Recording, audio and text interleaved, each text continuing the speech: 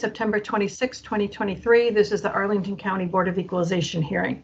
There's 6 cases on the agenda, and there are actually 6 board members. Mr. Hoffman is here present for our quorum. We'll start with the first RPC 16027030 at 1901 Fort Myer Drive, known as Roslyn South Building. Mr. Harmon, you can start with your 8 minutes and tell us about this property. Yes, thank you, Madam Chairwoman, members of the board, DREA agents, good morning. 1901 and 1911 Fort Myer Drive. This is a development site. It's comprised of 516,000 square feet of office GFA, a 148 key hotel, and a 273 unit apartment building. To start, this property was widely marketed for sale in 2022. These marketing efforts last year resulted in the property going under contract in the second half of 2022 for $55 million. This contract ended up not closing due to financing issues. Now, the assessment values the office GFA at $65 per square foot. This is the same rate applied each year since 2020. Prior to 2020, the assessment for the office GFA was only $60 per square foot. Now, what happened to office demand and, as a corollary, demand for office development sites since January 1 of 2020, when DREA increased the per square foot rate on these assessments? Of course, we all know office demand has cratered across Northern Virginia and the region since the widespread adoption of work from home policies necessitated by the COVID pandemic that began in March of 2020.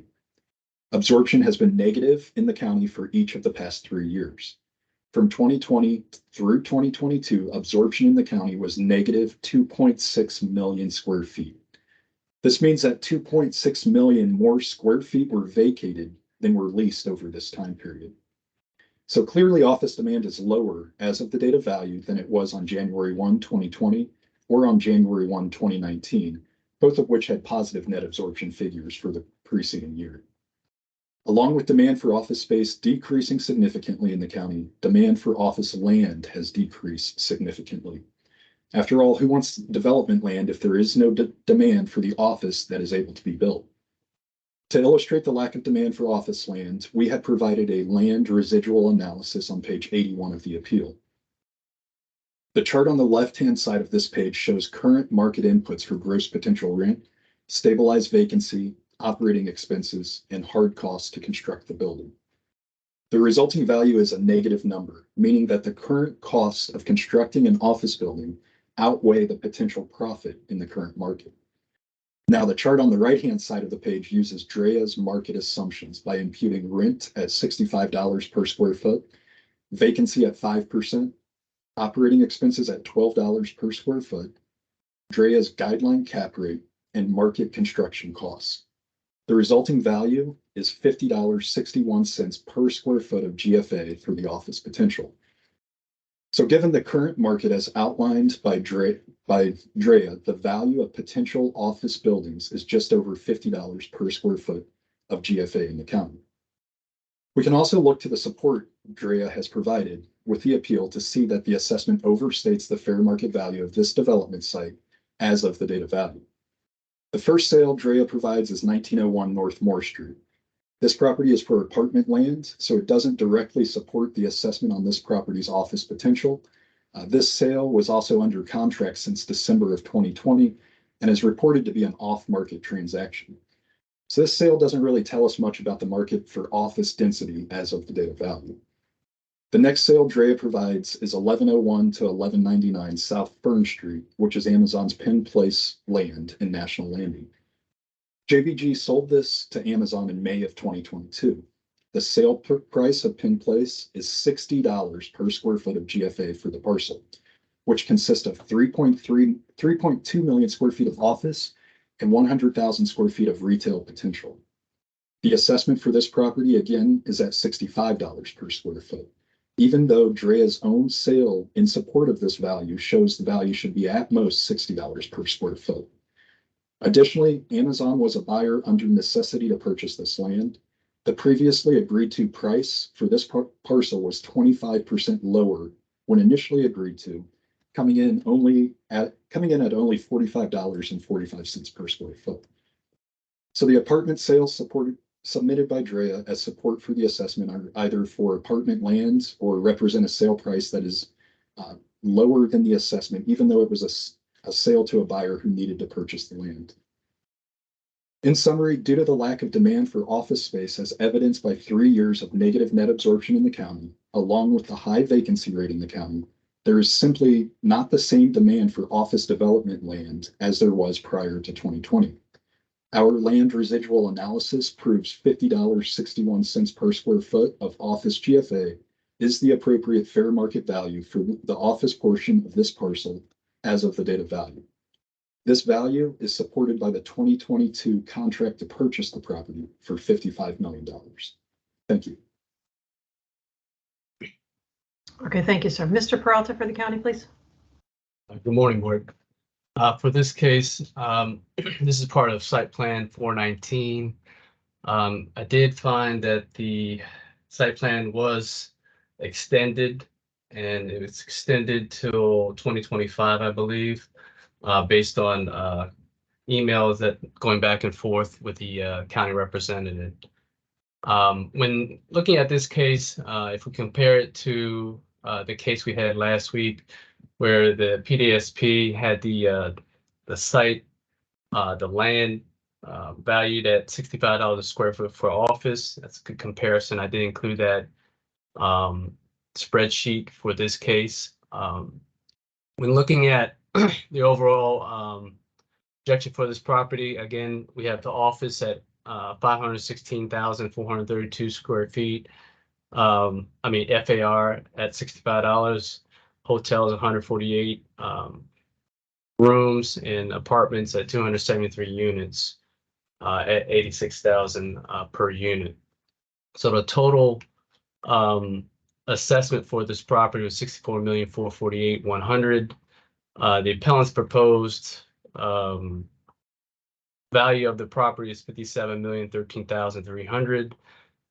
Based on what we see as far as the ASR of the property, that first sale, we were at 67% ASR for 1901 North Moore. When looking at the overall site plan, we do see that compared to last week's case, the land is not discounted by 60%. The board did approve or confirm the case from last week. Here we're valuing that the land as a regular site plan, and with that the $65 for the office, again $50,000 for the hotel, and retail was $65 a square foot as well.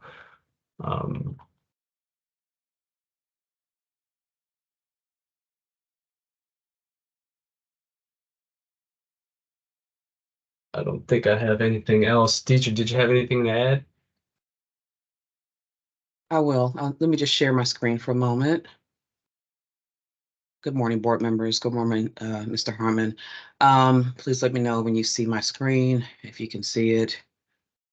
I think there's a lot going on here. Okay. So this is what Mr. Peralta was, I'm sorry, let me try to, yeah, there we go.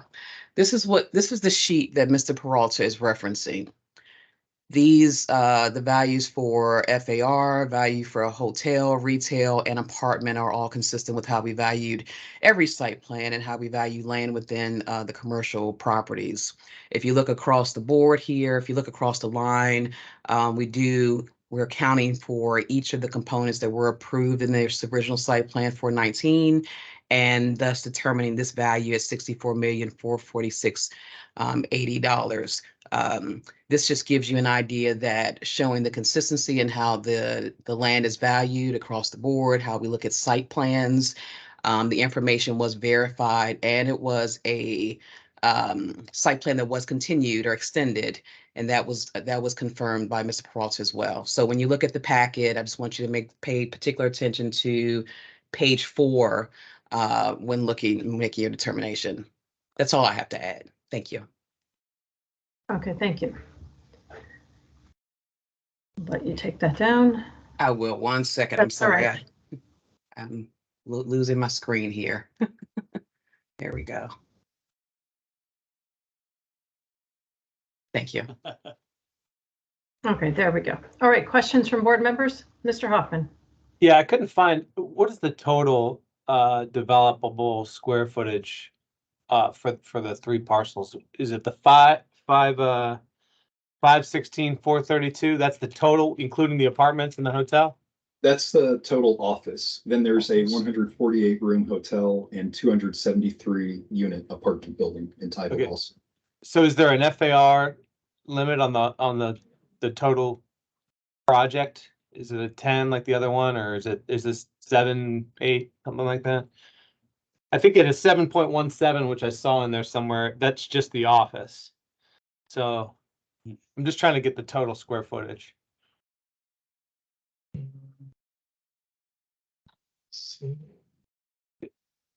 I'm assuming it would be in the site plan or in the approval somewhere that there's an FAR. Yeah, I'll But have maybe to look. not. I'm not sure offhand. Okay.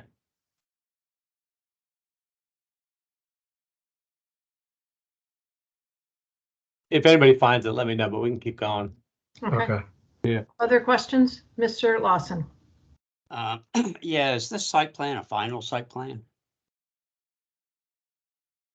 I believe so.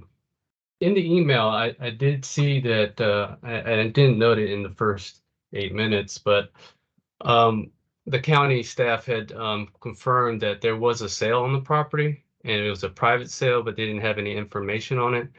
And the new owner intends to make an amendment to the site plan.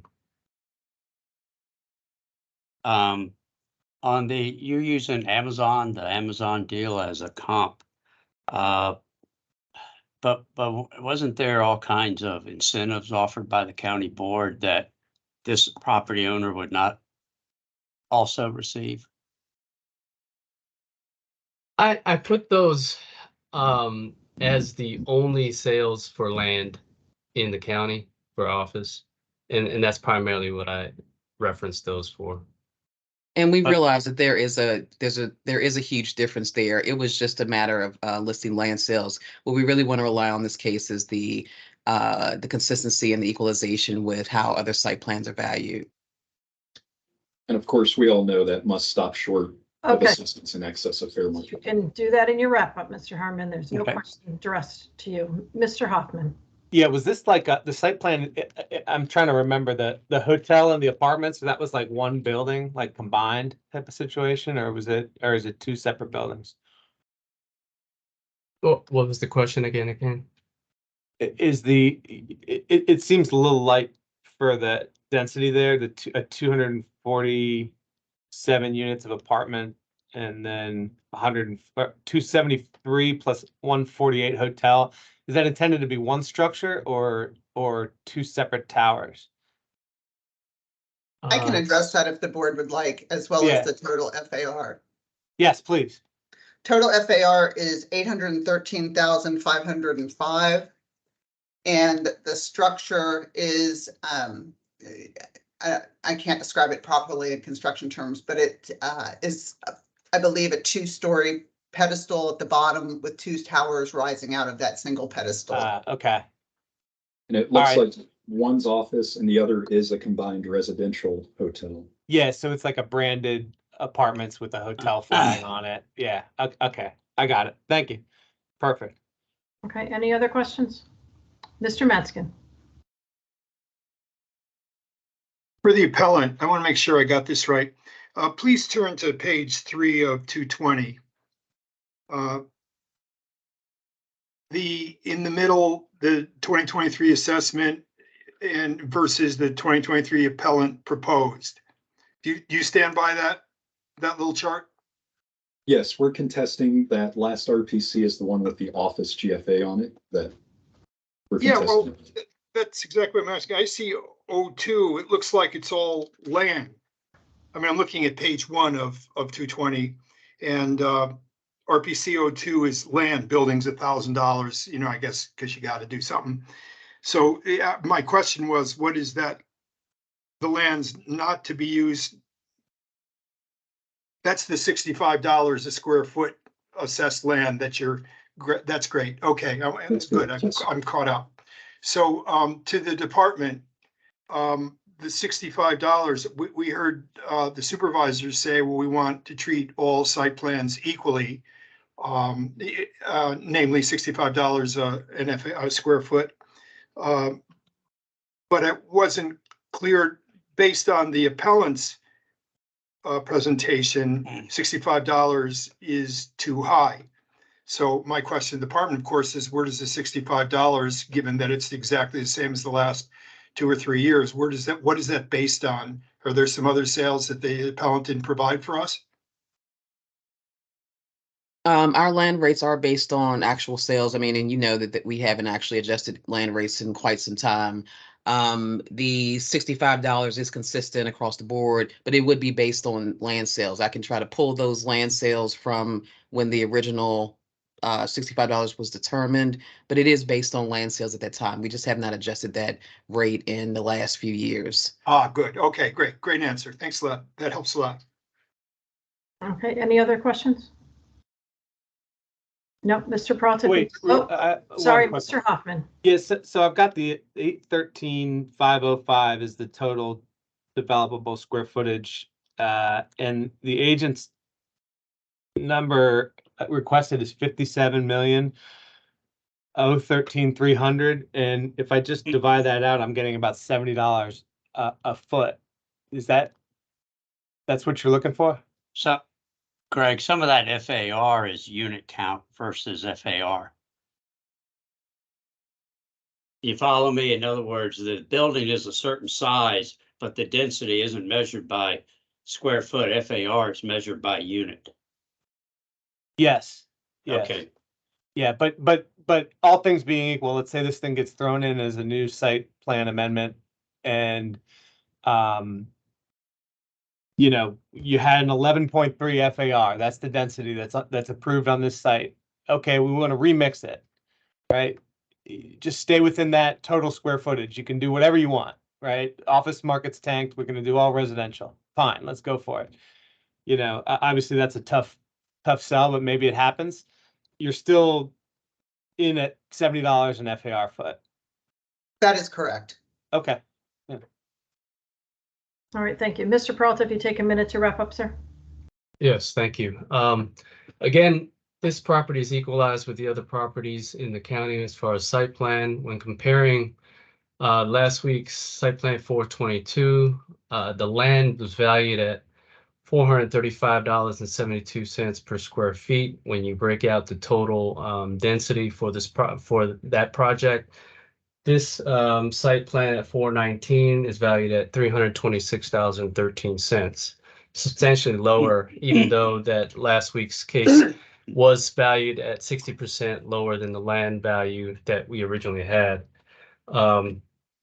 Again, with the comps that we had, again, land rates weren't changed in the last few years. We did see that the land values for the county, in particular in Roslyn, were valued or were sold at this certain value that the comps had. The property itself was sold. We don't have the details on that. And then the amendment will change for this property. So we do ask the board to confirm this case. Thank you. Okay. Thank you, Mr. Peralta. Mr. Harmon, if you take a minute to wrap up, please. Yes, thank you. This property did not sell. It was under contract in 2022 for $55 million. That contract did not close.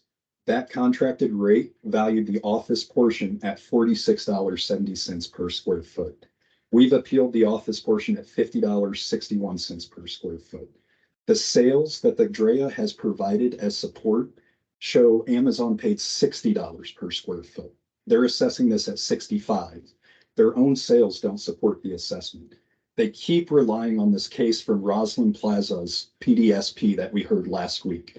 If you all remember, the board ruled that that should not be assessed as a PDSP. It should be assessed via the income approach, since the PDSP is too speculative. That's what they keep relying on for equalization, is an incorrect methodology to assessment.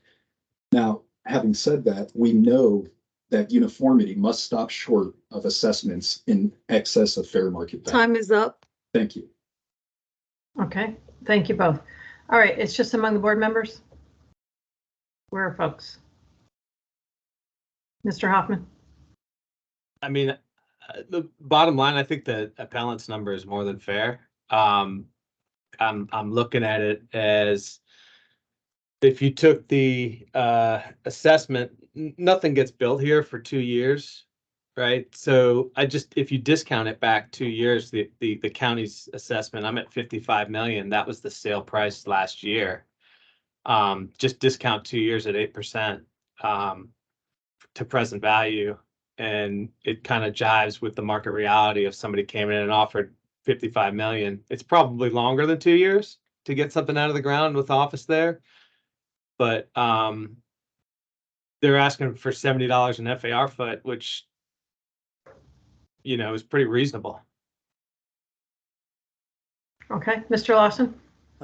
Yes, I recently did a deal with Tom Colucci of Walsh Colucci, and we did an exhaustive analysis of what a 4.1 site plan costs. And whoever buys this land is going to obviously get rid of the office. And we came up with the average 4.1 starting from scratch is about $2 million in out-of-pocket expenses. So I think at a minimum, you've got to reduce the assessed value by the 2 million. And but I think the value is even different than that. And I think that what the applicant has done by demonstrating what it costs to construct an office vis-a-vis, you know, nobody would do it because they're going to lose money at 65 a square foot. But at the 50, you can make it work.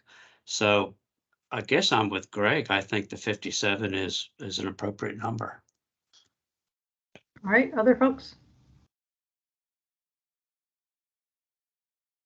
Mr. Metzgen? Yeah, I'm grimacing. I got conflicting issues. I wanted to say it's tough to price this land each year because there's so few sales. And Amazon, which apparently paid the highest per FAR foot in the evaluation period, of course, has more bargaining power than almost everybody. Mhm. And they paid $60. So that would suggest maybe $65 isn't an outrage.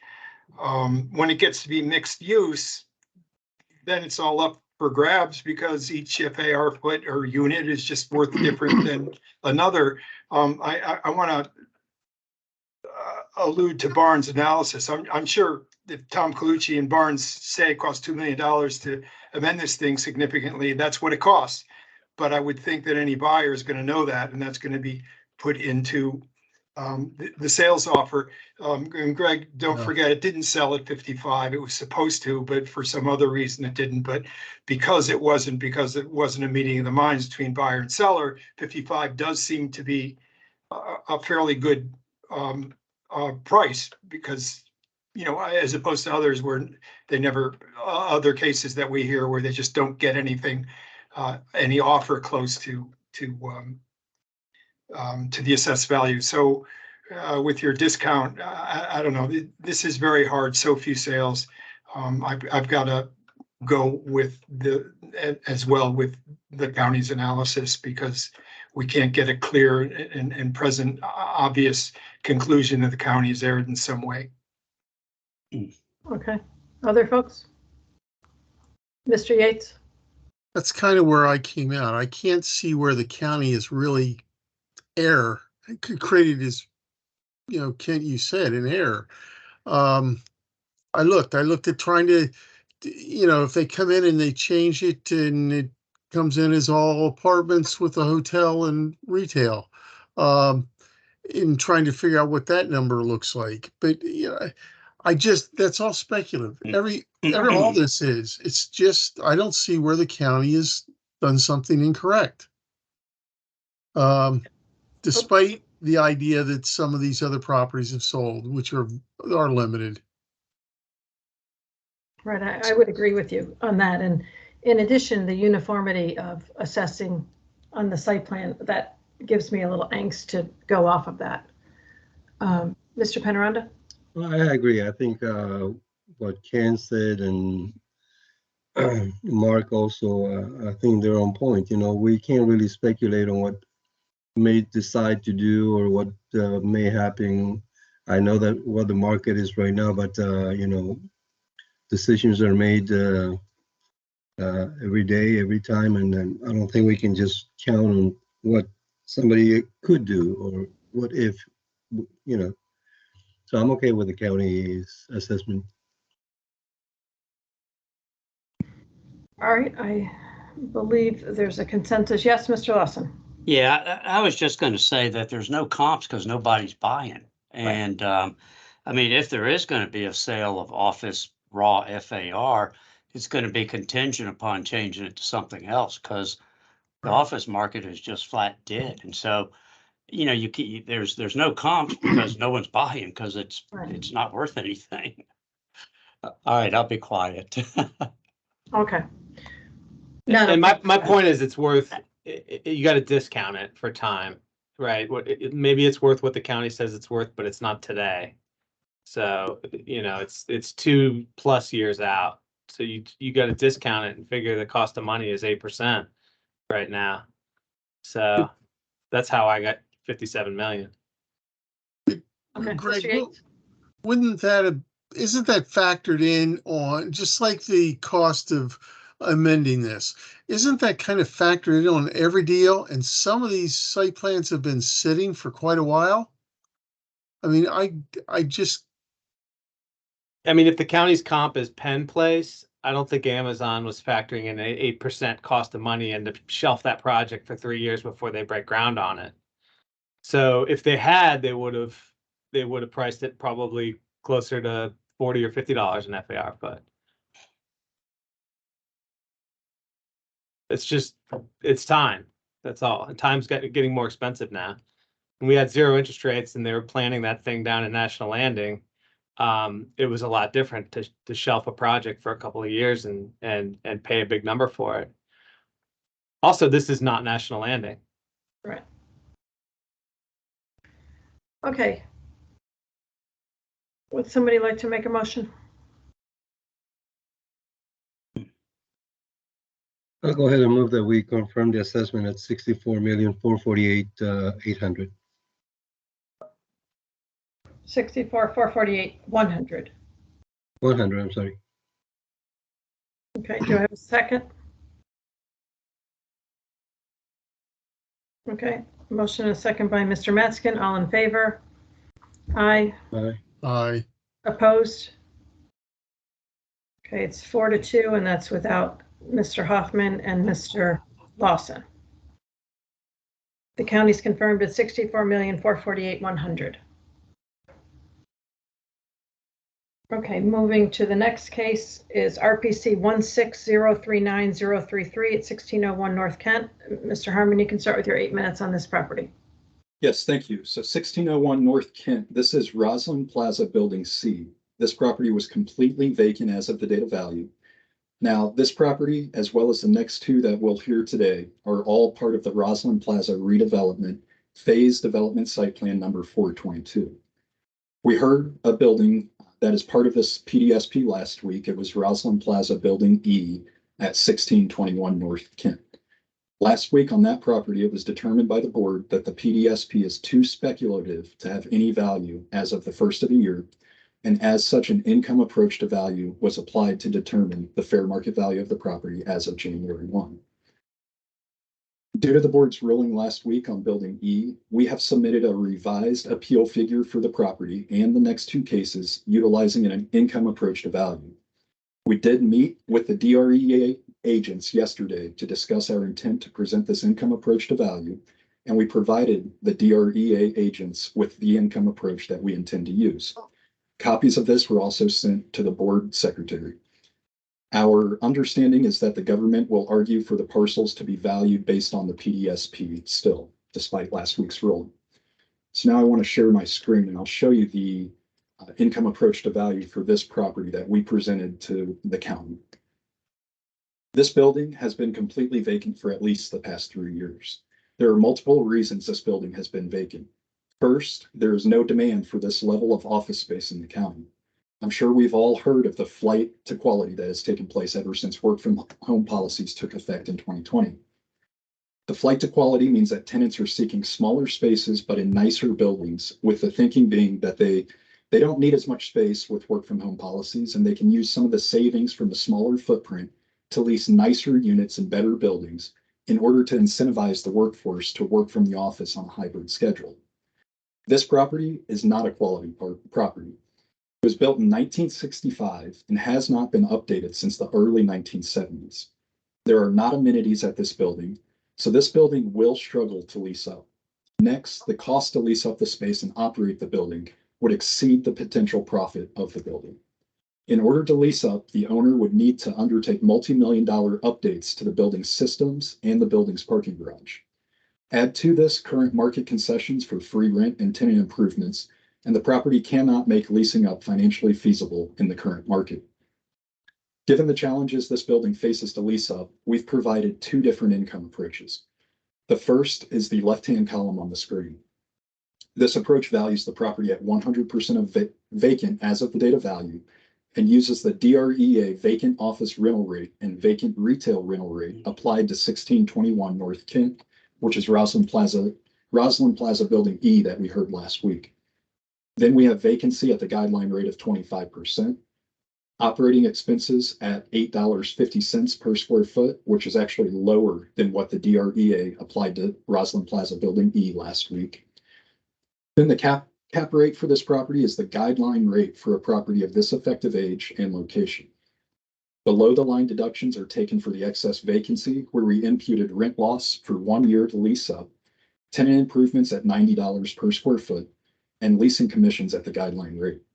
The resulting value is $10.6 million. This is conservative considering that the building's systems and parking garage are not presently in usable condition and will need several $1 million to bring them online and up to operating standards. The second income approach provided on the right-hand column, this assumes that the building is 100% occupied as of the date of value in its present condition. Given that the property has not been occupied in over 3 years and is in generally poor quality, the space is likely not leasable for anything more than $15 per square foot. There is no way to impute market rental rates on the office space in its current dilapidated condition. From this, we deduct the guideline vacancy rate of 5%, operating expenses again at $8.50 per square foot, which again is lower than what the county used for 1621 North Kent last week. Then we capitalize this NOI at the guideline rate to get a value of $10.4 million. Thank you. Okay, thank you. Mr. Peralta for the county, please. Yes, thank you. As Mr. Harmon stated, this property and the next 2 properties are approved with a site plan 422 phase development site plan. Like the other property that we heard last week, the dollar per square foot was $435.72, equalized among all the RPCs that were included in the PDSP. Again, the land was discounted 60% based on that density. And you see the spreadsheet on page 4 of 110, if you want to refer to that. It includes all the 3 parcels there. This property we did tour and it was 100% vacant. It was interesting to see that the property, the 3 properties, 1621 and the next 2 properties you'll hear before you, were similar age built and the same kind of utility, yet 1621 was being rented out. Now, it was rented out at lower than, actually higher than market value. Market vacancy is what I'm referring to, meaning that as we recall last week, the vacancy has dropped year over year, with the impending 6-month lease term, any new tenant would have to kind of sign off on, meaning they intended, my interpretation is they intend to do work on the property. And with the county's resource, we did find that they do intend to have a major site plan amendment for these properties. I'm sorry, that's a totally different site plan. For this, we did see that it is equalized amongst all the other properties within the site phase development site plan. And we do ask the board to confirm this case. You know, based on the income approach that Mr. Harmon had proposed yesterday, we did have a meeting with them that lasted all but 5 minutes. And pretty much they were just asking us, how would we view this property given what happened last week? And our answer was, I mean, it's equalized. We're going to present it the way we sent it to the board originally as a confirmation. So it wasn't a lengthy discussion. It was more so, you know, why are we here from the county standpoint? Because they're just presenting new information to suggest an income approach, but no income was supplied, so to speak, because it's not operating at the current time upon inspection. So we do ask, unless Deidre has anything else to add, the board to confirm this case. I do actually have something to add. I just want to make note of last week's decision. That property that was 1621 North Kent Street, the RPC was 163936. They reported 2% vacancy. It was actively listed for new tenants that included that 6-month notification clause. The land was assessed and discounted based on the same site plan, phase development site plan that this particular parcel is based on, with a 60% discounted land rate. In the test for last week's property, the allocation for the land was based on the PDSP, and the remainder of the contributory value was based on the building. I think it was somewhere around 2.3 million. These cases are not the same. Last week's determination was based on the fact that our discussion included information about what is a PDSP, why is this property treated differently, and what was determined was that this property was treated differently because it is actively leasing. It is currently pretty much 100% occupied, with the caveat that they are offering the 6-month notification clause at a discounted rate. This particular property, again, 1601 North Kent, the one we're listening to now, is valued under the same PDSP, same equalized land rate that's 60% reduced. The appellant used the stabilized income approach for a property that they noted as being 100% vacant and requiring millions of dollars of extensive renovations and being dilapidated. These are not the same properties. The land is the driver, highest and best use is the driver, and in this instance, it's the PDSP and how it's valued consistently and equalized with other properties that's listed on page, I think, 4 of the packet. That's all I have to add. Thank you. Okay, thank you. Questions from board members? Mr. Yates? To Rob, the appellant mentioned how deteriorated this building is. Where's my question in that? Do you feel that it's the other ones, the comps you mentioned, were they that are being leased, are they in the same deteriorated condition? I mean, we're going to get to that, but I need to know that now. Yeah, I wouldn't call it, in my opinion, I wouldn't call it deteriorated. I think it looks original. It looks as if, you know, the tenants who were there previously left it the way it is. It was interesting to see that what I called spec suites in the other 1621 property, Jordan called it was old furnishings from prior tenants. So, you know, if we're to equate the two, I think they're similar in age, similar in effective age, and that's how the county has labeled them. And maintenance and everything else. Mr. Yates, if I may address that, what the owner has done is they've consolidated tenants into 1621 to cut down on operating costs. Instead of having 4 buildings with 15% occupancy, they've consolidated them into one. So 1621 has had the systems more updated. When Mr. Peralta inspected these buildings, he did not do any inspection of the systems, no HVAC, no roof questions. So the systems that are needed to operate an office building on a day-to-day basis are not up to date at these buildings. They were kept in better condition at 1621, but they're still not great at 1621. That's why the 6-month kickout clause is in Okay. case one of those systems Okay. fails. The only other, what's the other question with it? Is this building being marketed in any way? To Who are you asking? Jordan? I don't believe so. And for the reasons stated, it needs millions of dollars of work to get it up into leasable condition. And some money has been put into the other properties. That's correct. Also, Mr. Yates, the other property, 1621, had CEB, Corporate Executive Board, in it. They vacated in 2018. And that space, which is about 40% of the other building, will be going vacant. The owner of this building of 1621 is actually considering closing it because expenses are too high to maintain tenants in that building. Oh, that's down the road and a maybe. Thank you. Thank you. Mr. Lawson. Yeah, hey, Rob. Yes. You, amongst these various parcels, you have allocated office, apartment, hotel on a pro rata basis. Is that Yeah. what you've done? On page 4, you'll see the breakdown. We have the existing density breaking out at the various rates, office, retail, and apartment. And then we have the additional PDSP density there breaking out as well, office, retail, apartments. And it gives us a total, and we take that total and spread it amongst all the RPCs within that PDSP, and that's pretty standard. And So you did on a pro rata basis. On the last case where we were talking about office value, that was raw ground, was it not?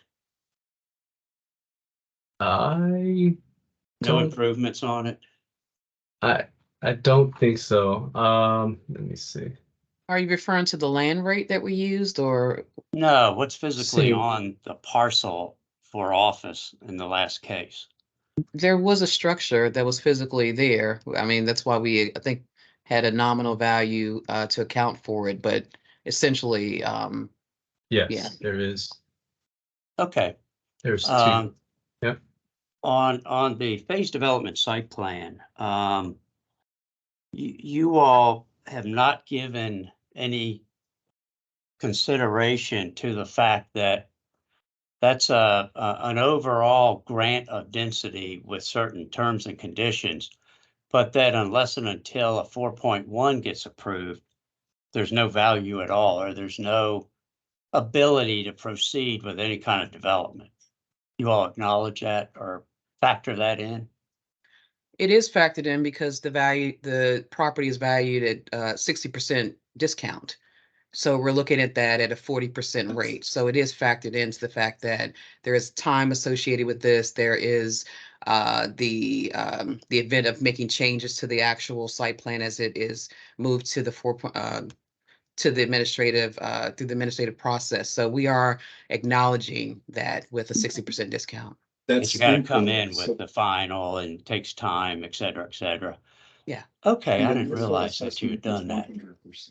Yeah, this Yeah, was, so if you but look at that sheet, yeah. it actually notes that the land itself is valued at 40%. That 0.4 is there. But the Yeah. initial existing density, what they have labeled is 100%. So that's misleading to say it's all discounted when it's clearly not. Okay, Mr. Matskin has a question. Yes, just that last point. Yeah, the department's very clear. It's the land that's discounted. I have a question, a question for the department.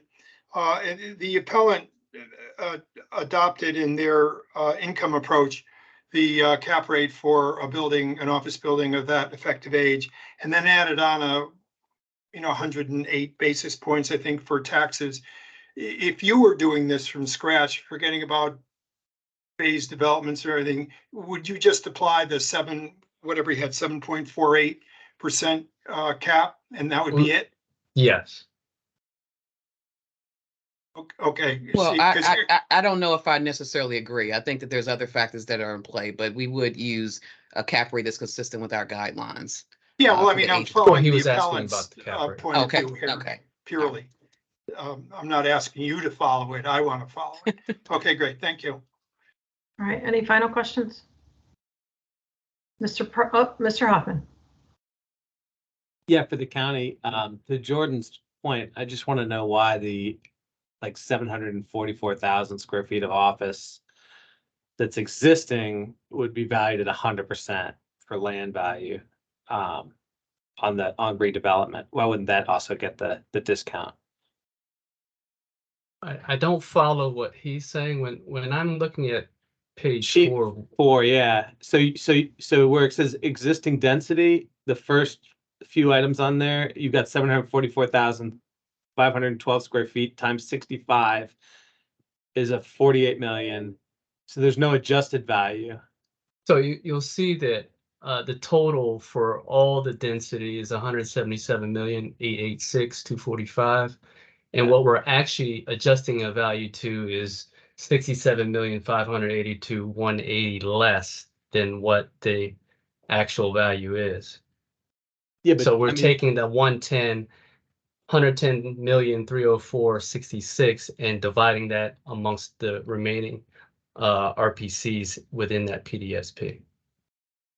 So it's So it's 60%. essentially a my- discount of Hold 67. on, Mr. Harmon. yeah, my point is you're saying that the density for office is worth 25.60 a square foot on the additional PDSP density, but you're saying that the density for office that's represented by an existing building, which would be torn down, is worth $65 a square foot. So what's the difference? Why is one worth more than the other? The existing density, existing density is valued based on the $65 square foot. The additional density, which is the future use, is what is discounted in the particular spreadsheet. Is that what you're? Yeah, I think my point is you can't have them both because you have to tear down that existing building to build the site, right? To see, so one's not worth more than the other. Like maybe you discount less, but you discount everything equally, right? There's 1.8 million square feet of office. What is that worth to the market? Comp that, figure out what that's worth. Right now, you've got it at 43.57 a square foot.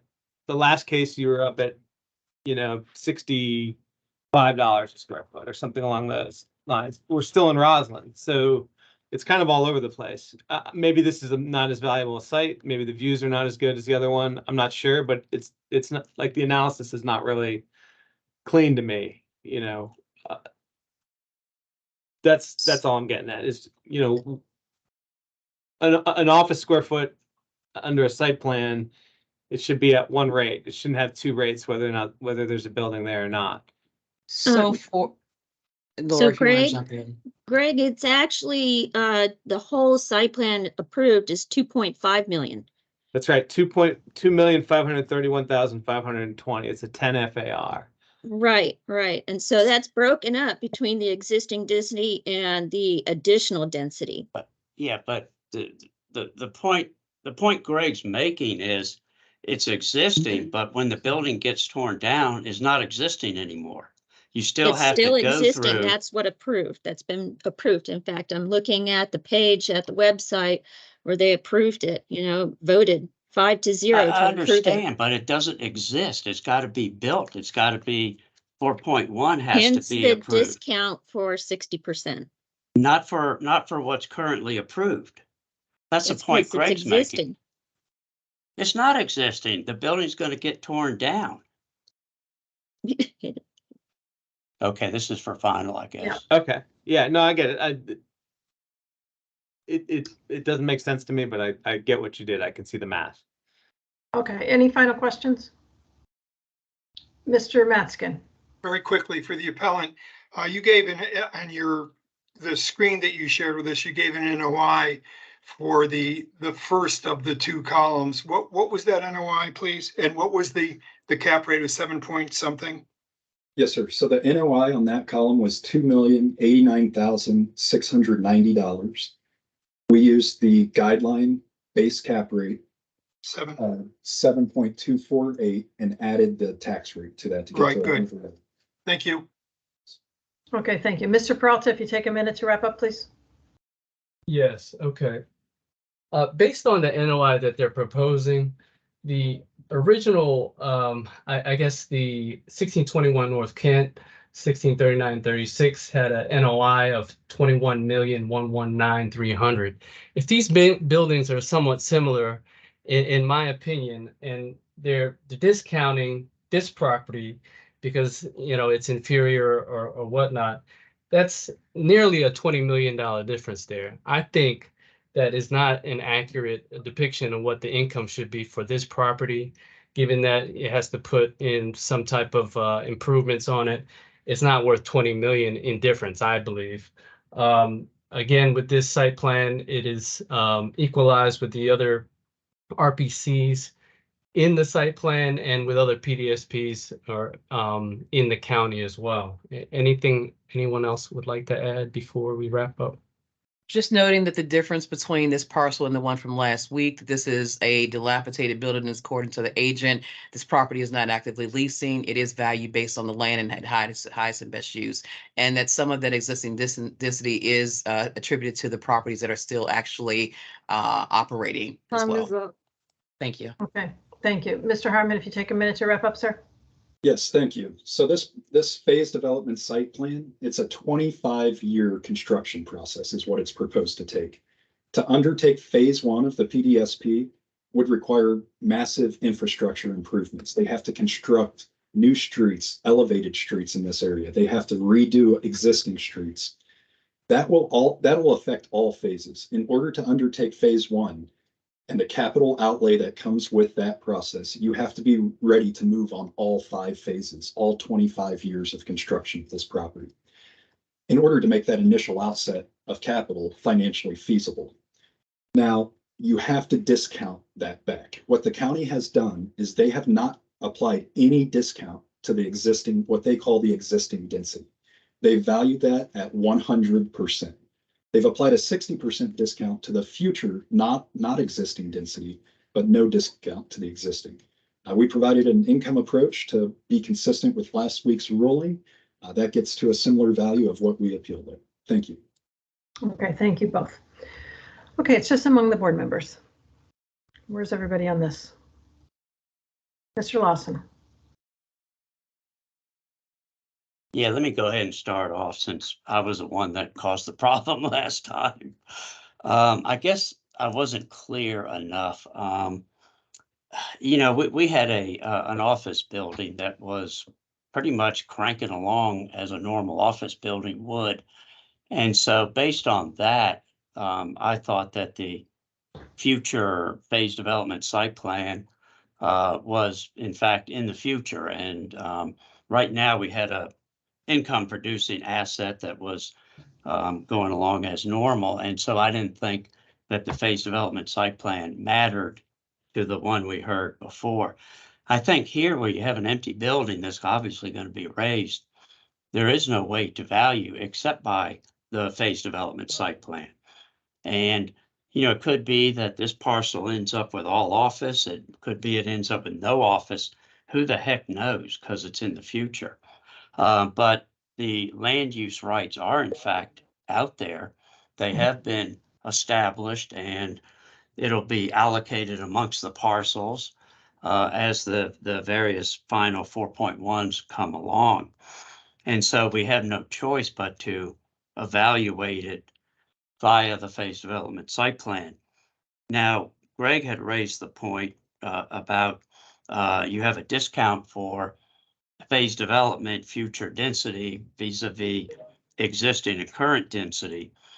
And they're valuing it at, they're giving it a 60% discount, which to me, Greg, and maybe you disagree, but to me, I think that's probably adequate for both densities, both current and future.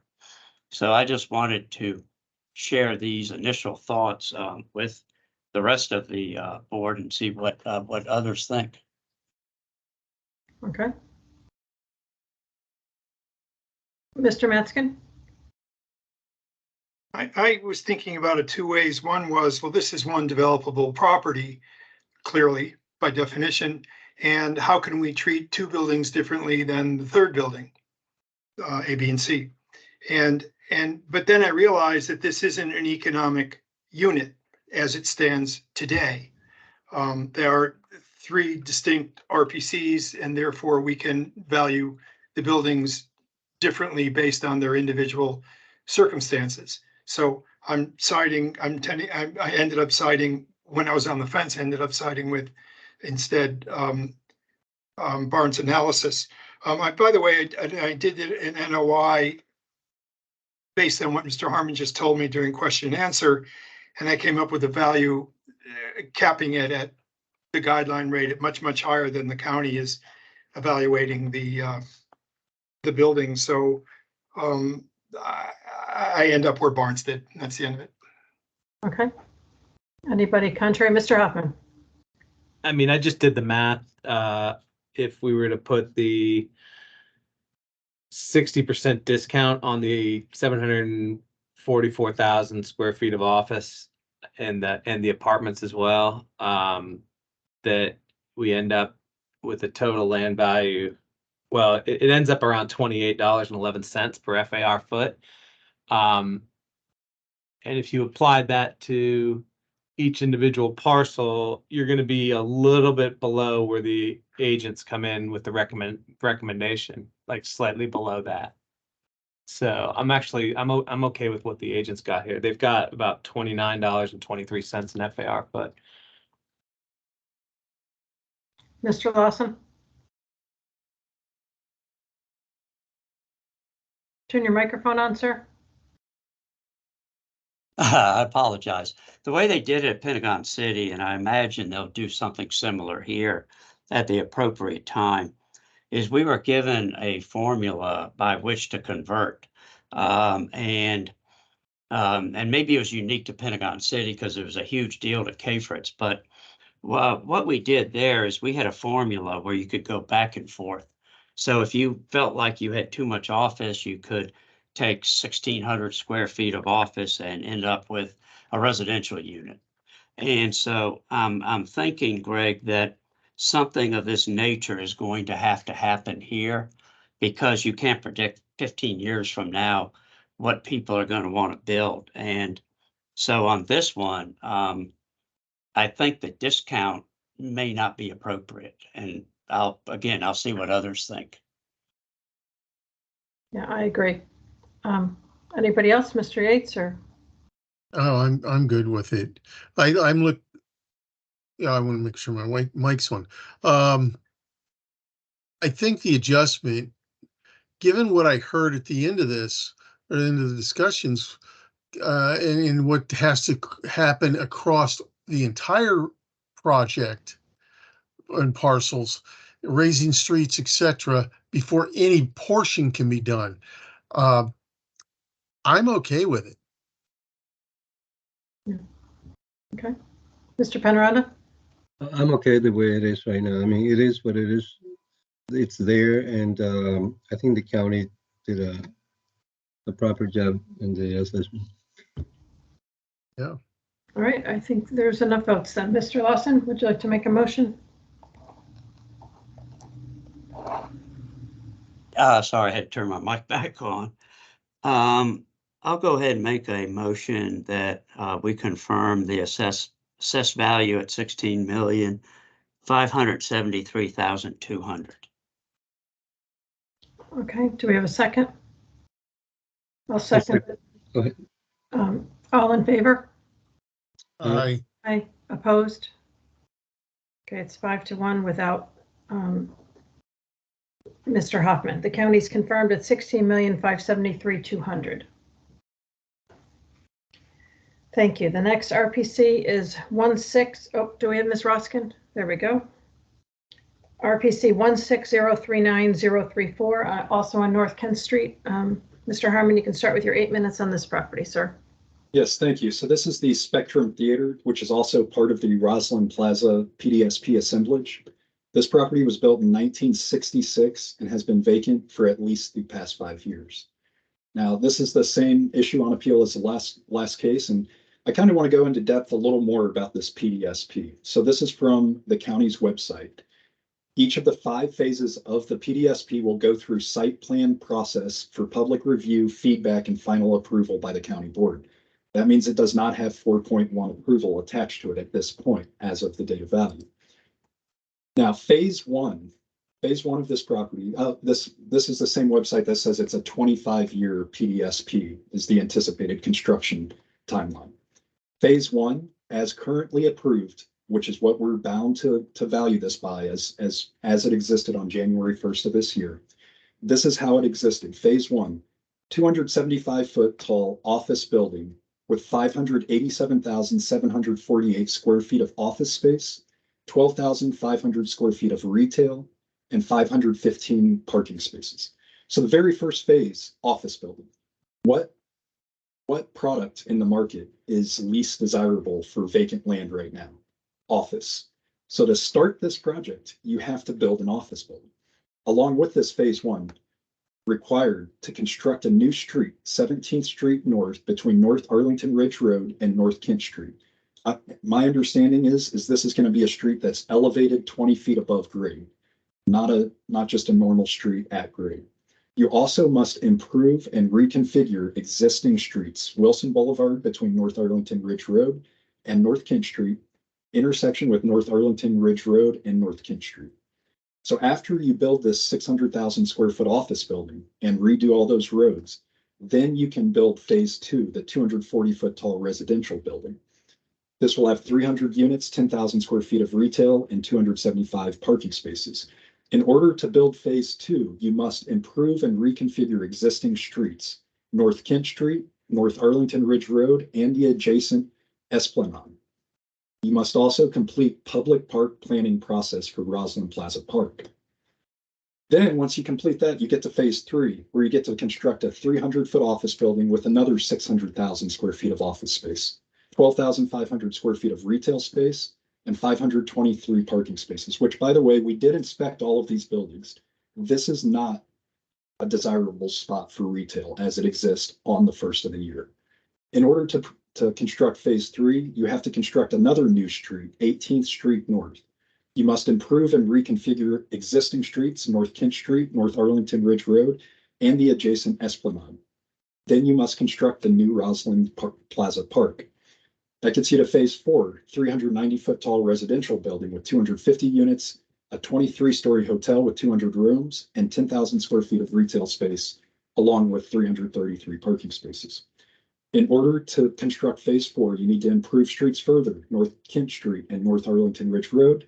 You must construct the public open space, phase 4 building, and the existing Roslyn Plaza North building. Phase 5, the final phase, is another office building, 625,000 square feet of office space, 522 parking spaces. In order to construct phase 5, you must improve streets, North Kent Street, 19th Street North, North Arlington Ridge Road, and construct public open space for the remaining portions between phase 4 and phase 5 buildings. This is how the property site plan existed on January 1st of 2023. That is how we must value it. Phase 1, office. Phase 3, office. Phase 5, office. This is primarily office development land. The market for office development land on the first of the year was of such a state that nobody would undertake $1.8 million of constructing office space. In all likelihood, whoever ends up owning it or constructing it won't construct this site plan, but this is how it existed on the date of value. This is how we're required by law to assess this property. Knowing that and knowing the costs that come along with this, we must discount the current values of the assessment back to the date of value in order to account for the 25-year construction timeline for 1.8 million square feet of office space. Now, you'll see the assessment does not discount the existing office space. It values it at 100%, $65 per square foot for office. It does not discount the hotel or the apartment space either. As of the date of value, those entitlements that exist for the PDSP have neither 4.1 approval nor are they financially feasible. That's what we're left with assessing. We're not left with assessing, 10 years from now, maybe they'll change it around. We're left with what was in place as of the date of value. And what was in place, very first phase, build a 20-foot elevated road in order to build a 600,000 square foot office. Phase 2, then you get some residential units. So unless somebody goes in there and reworks the PDSP, which again is not what was in place as of January 1, 2023, which is what we're bound to assess. So as of the date of value, this is what existed. It requires significant capital outlays to even get it started. It's proposed to take 25 years from start to finish to complete. As such, the assessment should be discounted for all FAR, not just speculative future FAR. Thank you. Okay, thank you. Ms. Roskin for the county, please. Thank you, board. I'm going to share my screen briefly. I just want to show you, I did take some pictures of this site. We were able to go out and inspect the property, and hopefully you can see my photos. Can you? Okay, so this first photo is Spectrum Theater. You're looking at the roof, and if I should happen to zoom in, you can see how rusted the roof is. So obviously this property is in poor condition. They have the entrance, one of the entrances are taped off. I did happen to ask the site engineer. I said, do you have any issues with people coming down here? And he said, yes, they have to worry about, that's why they have it taped off, because take a look at this. You got a nice, beautiful picture here of part of the concrete foundation ready to fall on somebody's head. So this place, there's no value in this. That's why there is it's just got a nominal value to it at this time. Here's an interior photo. It had a bit of a musty smell. We couldn't turn the lights on because in the rest of the theater, they couldn't turn all the lights on. You can see the carpet is curling up here. Like I said, they couldn't turn the lights on in here. I said, no problem. My flashlight works on my phone. And as we were walking out the door, this is evidence of their care. At one time there was a flood in here and they didn't bother to do anything. You can see all of the mold or whatever excess stuff that seeps through these tiles. So basically, I wanted to just portray to you what the condition of the property is in at this time and why we've given a nominal value of $1,000. Yes, this is a phased site plan development. At the website, it says that back in 2016, Arlington County approved a plan to redevelop 7.65 acre superblock located along the eastern boundary of Roslyn's Core. And think about this. This is a premium location. I mean, it's a stone's throw from DC. You have nothing else on the other side of you except for the river. Okay. So this is a premium location. Now, the owner went through a lot of trouble to get this property rezoned, and they were approved for 2.5 million square feet for a combination of offices, residence, retail, and hotel, and open space also. So there's a 139 long document at the county's website that the owner spent a great deal of time trying to propose. Hey, this is our vision. This is what we want. This is what we think it's worth. And the board said, sure, let's approve it. Okay.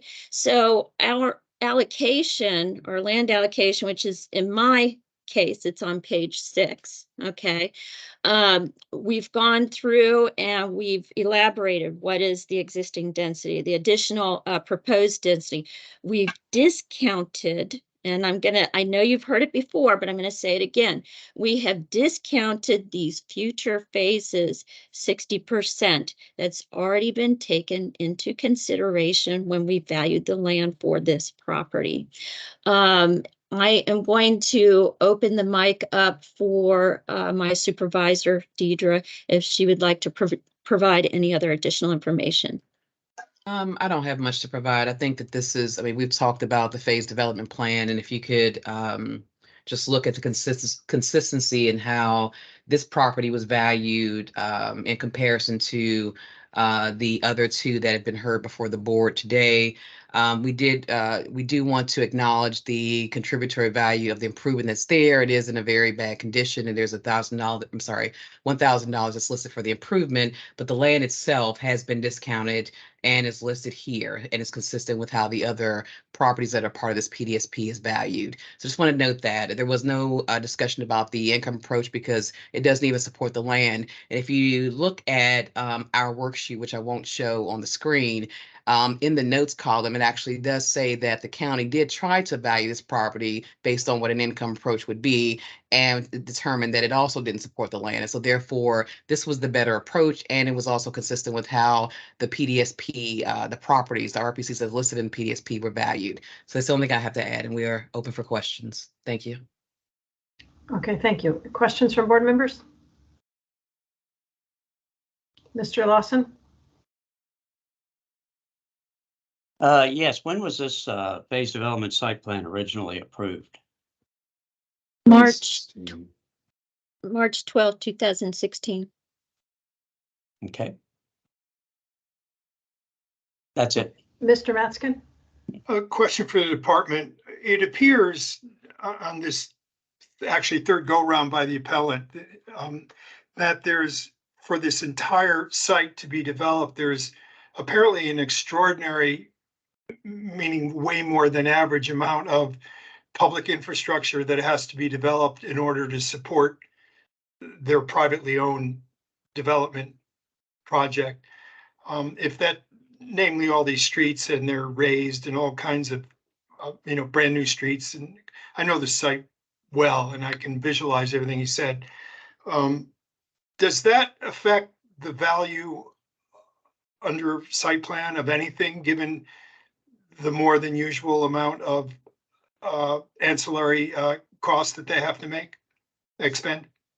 If we were to read through any other site plan, any other phase development site plan, they would have the very same notes of streets and things that have to be developed. That is not necessarily, those are things that the risk of the developer that chooses to move forward with these, but it's not considered as part of the, in some ways it's captured in the value, but we don't take account to every single item that has to be,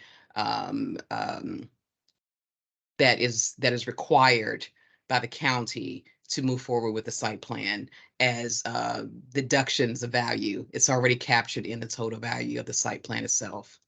Okay, yeah, good, thank you. Okay, any other questions? No, Ms. Ruskin, if you take a minute to wrap up, please. Thank you.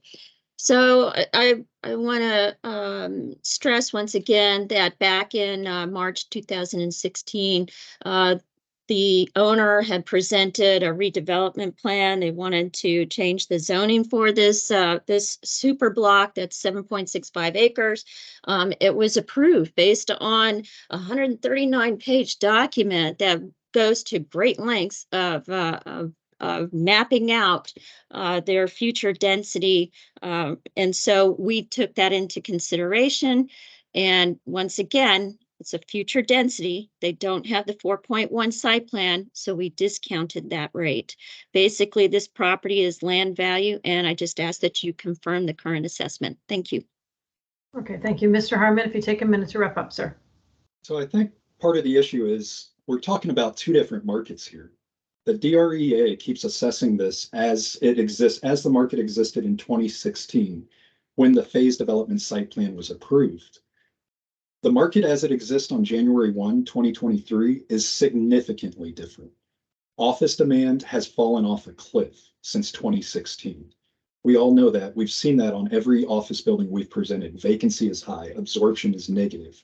So in 2016, when the owner submitted this PDSP, yes, then it made sense to construct a 600,000 square foot office building as phase one. This overall PDSP, 5 phases over 25 years, 3 of these 5 phases are offices. That made sense in 2016. That does not make sense January 1, 2023. We all know that office demand has fallen off a cliff. DC's office demand has fallen off a cliff. Arlington's has. There's just no way that a purchaser would buy this at the same value, place the same emphasis on offices as in Time is 2016. up. Thank you. Okay, thank you both. All right, it's just among the board. Mr. Yates? All right, I hear what both sides are saying. End of the day, the argument's based on this project's going to take time to get developed, and before it even starts, considerable time. The market will continue to change. The argument is based on this, really, what the office market's going to be in 10 years or 20 years to some point. This is what it is today, as far as, and this is what was approved. This has got a discount built in for things, and we're not projecting out anywhere. This is what the county has used as their assessment, and they've done their discounting. I'm fine with the county. Yeah, I would agree with you there. I mean, I know it's going to take a long time to do it, but the developer knew it when they applied for the site plan, that this wasn't something that was going to happen in a year or two, that it was going to be, over the course of time. And I think that, going into it that, once you get the site plan, that's what it's assessed on.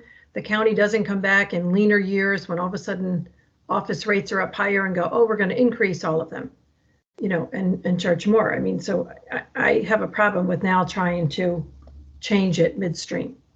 Right, and the appellant owner can decide to amend this. Right. To change that, make it Or abandon all it. apartments. Yeah. Right.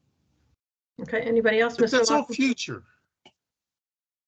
Yes, this was approved quite a while ago and the world was different then, and I certainly recognize that.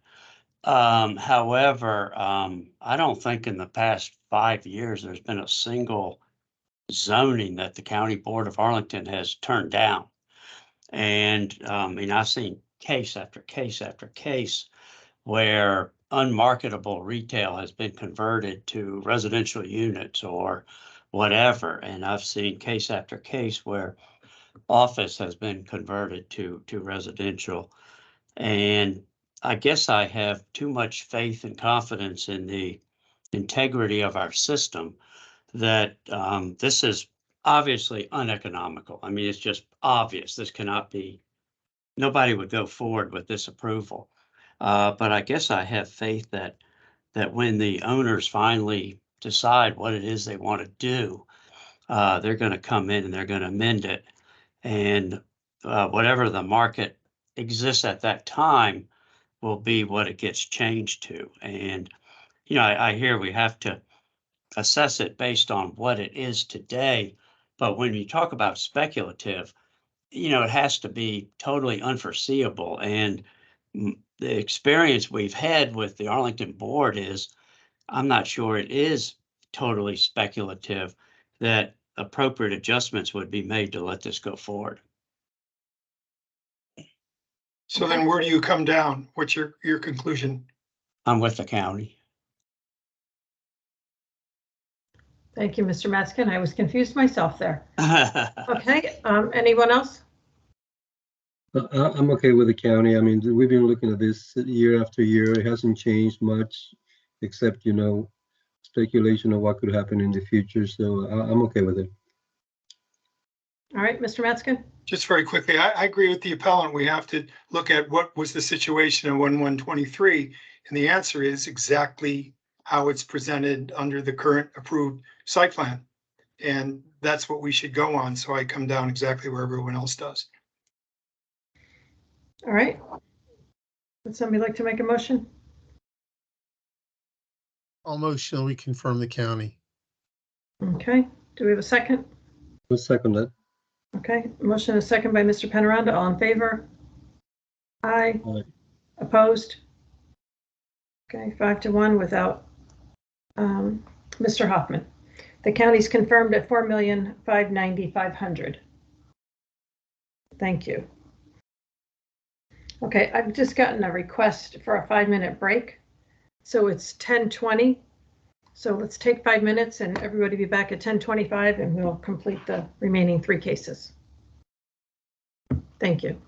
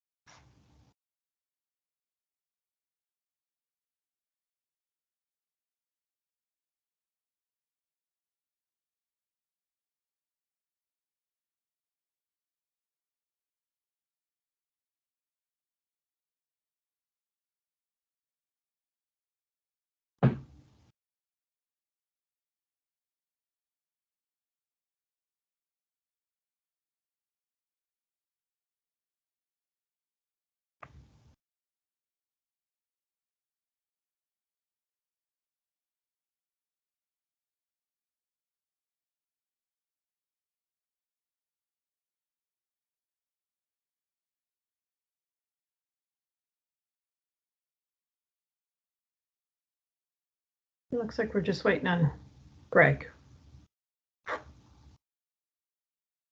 I'm here. Okay, perfect. Set my camera off. That's all right. And then I'm here. Thank you. And we've got everybody back again. All right, continuing along on the agenda, the next RPC is RPC 16039-035 at 1611 North Kent. Mr. Harmon, you can start with your 8 minutes on this property, sir. Yes, thank you. So this property, also part of Roslyn Plaza, PDSP, site PDSP number 422. This is Roslyn Plaza Building D. The assessment values this property for its redevelopment potential, assigning values to the first tranche of proposed density, which they call existing density, at $65 per square foot of FAR for office, $86,000 per planned apartment unit. Then they discount the remainder of the PDSP by 60% to value the office and retail portions at $26 per square foot of FAR.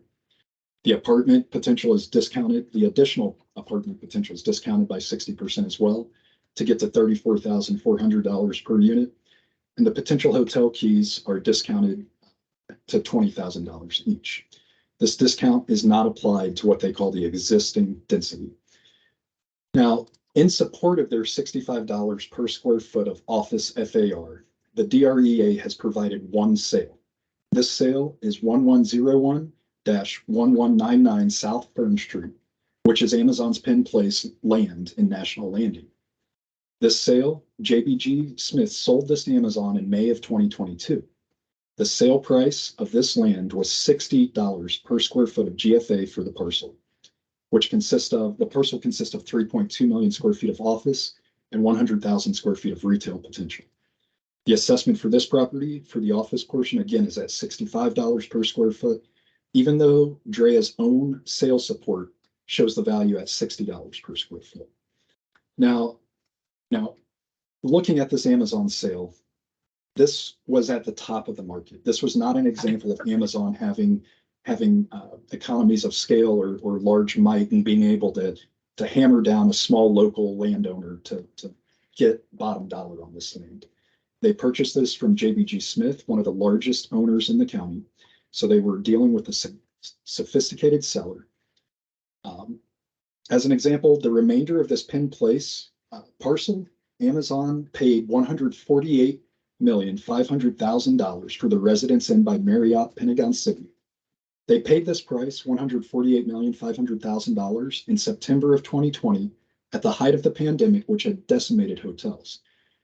This same hotel had sold in July of 2019, just over 1 year prior, for $99,100,000. So the price Amazon paid for this hotel 1 year after it sold for $99 million represented a 50% premium over the prior sale price that had just occurred. Clearly, this illustrates that Amazon will pay above market when it has a parcel that it wants. Amazon also has numerous financial incentives tied to their HQ2 in Arlington County, which allows them to pay this top dollar. Knowing this, and knowing that Amazon paid only $60 per square foot of FAR for 1101 to 1199 South Fern Street, which is the only sale the DREA has presented as support for their value, we can infer that $60 per square foot of FAR is the absolute maximum value for office land in the county. Now, I want to address, a statement that the DREA does increase rates on office land. They did just this in tax year 2020, right before the demand for office space plummeted. In tax year 2020, the DREA increased their assessed rate for office FAR from $60 to $65. As illustrated by their only market sale that they have provided in support of their $65, which is actually at $60, and as I've described, is to Amazon, who purchased it from one of the largest landowners in the county, who purchased it, out of necessity to get this Penn Place site, who purchased the rest of the Penn Place site at a 50% premium to the prior sale. Clearly, Amazon at $60 a square foot is top of the market. $65 per square foot is not supported by sales. $60 is the highest sale that the county has provided for support of their values. Now, as we've touched on with all these Roslyn Plaza PDSP properties, no discount has been provided for what the DREA calls existing density. All of the discussion on all of these properties has said at some point in the future, something's going to change and make it more useful, more valuable. Instead of having it open with phase one of a 600,000 square foot office building, maybe they change it to apartments. If that's the case, we need to discount the existing density as well. If the existing density is not office, which again should not be valued at $65 a square foot as the assessment has, but if it's not office, then we need to convert it to something else and discount it for the 2 years and the $2 million that site plan amendment is going to cost and the hold period to get that approved. So to summarize, if we look at the assessment as it currently stands, the sales comps that the county has provided do not support $65. The sale comp they provided supports $60 per square foot. And this is Amazon's Penn Place, which the last parcel of that, they paid 150% of the sale price that had occurred just 1 year prior, and it was a hotel. What happened to hotels in mid 2020? Their values plummeted. So they paid a massive premium for that last corner of Penn Place.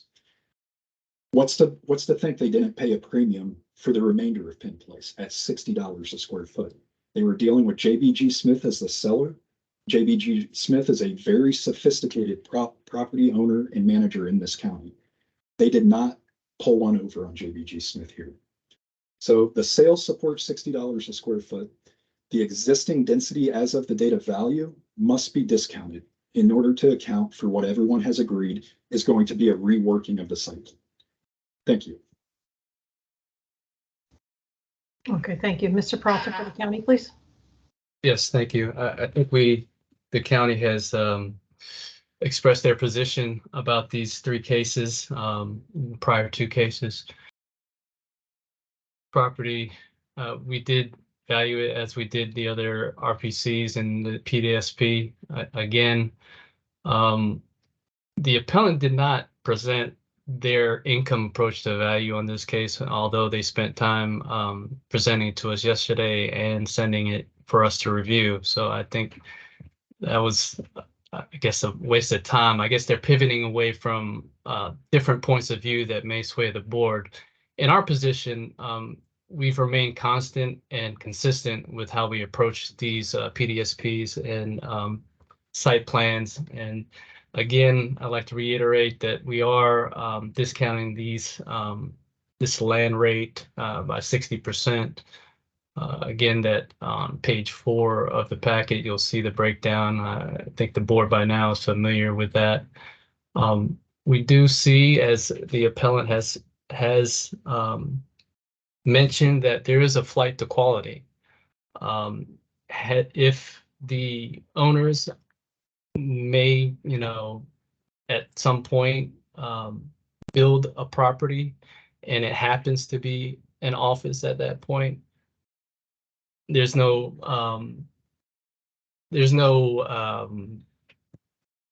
in my opinion, I don't think that the quality of this will be less than the best. We've seen in the county that there was other properties that are of good quality and they're 100% leased in the county. Now they're doing a good job, and I'm not saying that this can be the case in this property, but it is possible. We do see that there's other properties in Roslyn within a block radius to this subject property that are doing well. They are leased and they have a vacancy lower than the county average. So should they follow through and build an office at that point, it would be great quality. Yes, they're going to spend the money to do so, but it improves their chances to lease out the property, as we've seen in the county on previous cases as well. So unless Deidre has anything else to add.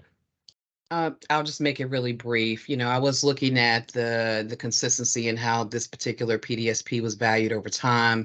If you even look at the internet page, it does show that in, I believe it was 2020 or so, the land value was higher. And that was when we didn't totally account. I think there was there was some conversations between it then, the director, Richard Millman and Urban Bailey and Miss Borman regarding the rate that we should use. And we adjusted that rate to discount the land by 60%. At that time, the let me get you the right value. I believe it was we were using a rate that was more consistent with $486 per square foot. Right now, we're using one that's lower at is it 435? I have so many numbers on my screen, but basically we have adjusted it over time. We are constantly looking for ways to improve this particular, how we look at PDSPs, looking at the land rates every year. But this particular property was valued consistently with the other properties that are part of this PDSP. We're open for questions. Thank you. Okay, thank you. Questions from board members? No? Okay, any final comments, Mr. Peralta? I do not, unless Deidre does. No, ma'am. Thank you. Mr. Harmon, you can wrap up in your last minute there. Yes, thank you. So just to reiterate, this only sale that Drea has provided was at $60 a square foot. That was to Amazon, who overpaid. Well, I shouldn't say overpaid. They paid 150% of the prior sale price 1 year prior for the adjacent parcel to round out Penn Place. So Amazon is willing to pay a 50% premium to get the land that they want.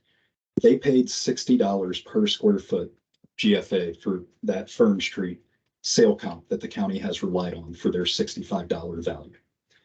Knowing that they pay a premium, that $60 is the most vacant office land is worth as of the date of value. After all, this property is primarily office land. The PDSP phase 1 is a 600,000 square foot office. Maybe somebody reworks it in the future, but as the assessment date of value, it was office land for phase 1. That office land is not $65 per square foot of FAR as the assessment has imputed. Thank you. Okay, thank you both. Okay, it's just among the board.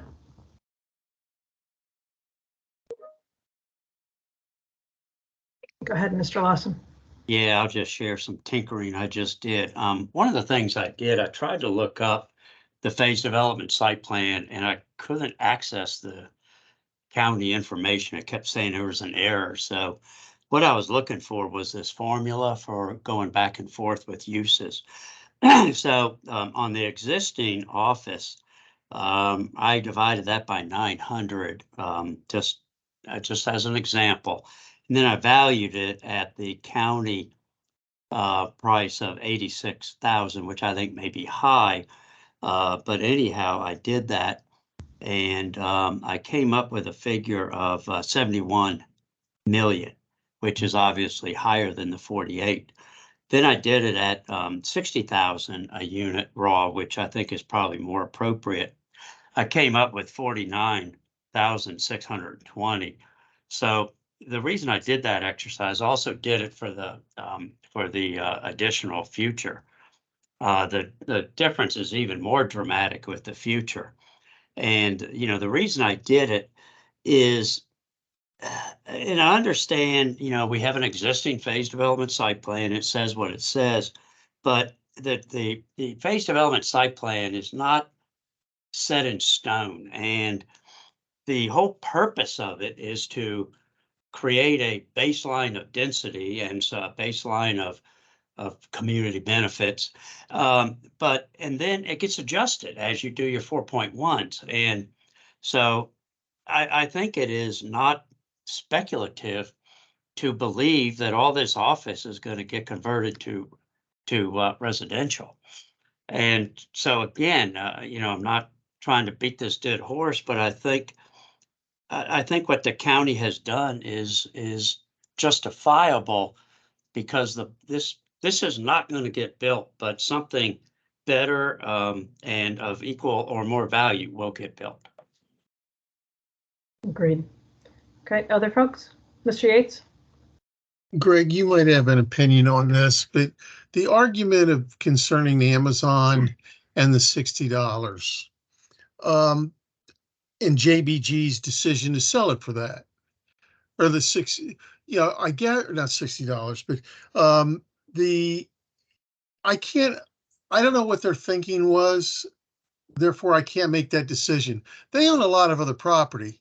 Having Amazon as a name in that location might have, some tremendous values on other properties. That might have in itself been worth it, but I don't know. And that's the point. I don't know. But I think it's a consideration to offset that $60 or 60,000.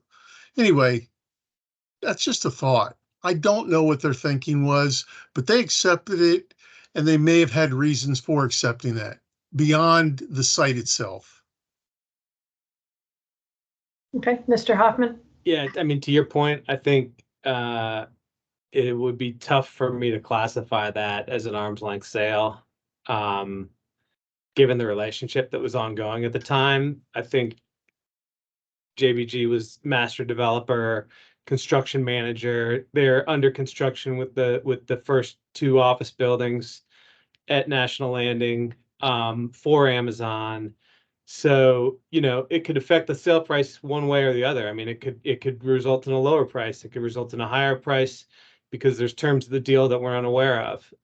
It's just, this thing wasn't marketed as like this is just a typical office site. This was marketed as the headquarters for Amazon. So it's tough.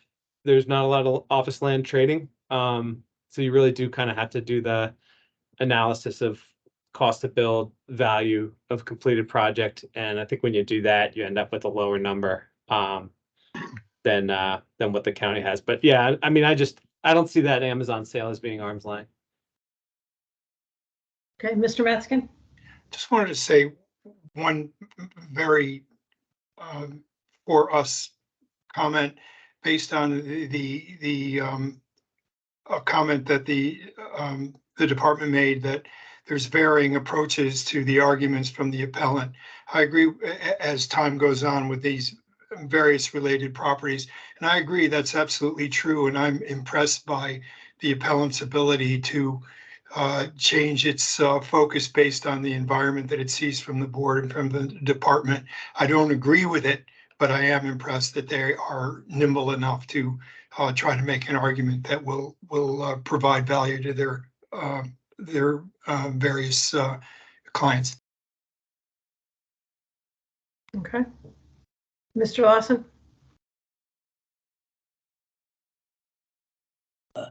Yeah, I was just going to say that I think that the Amazon deal is irrelevant, and I won't give it any consideration in my decision making.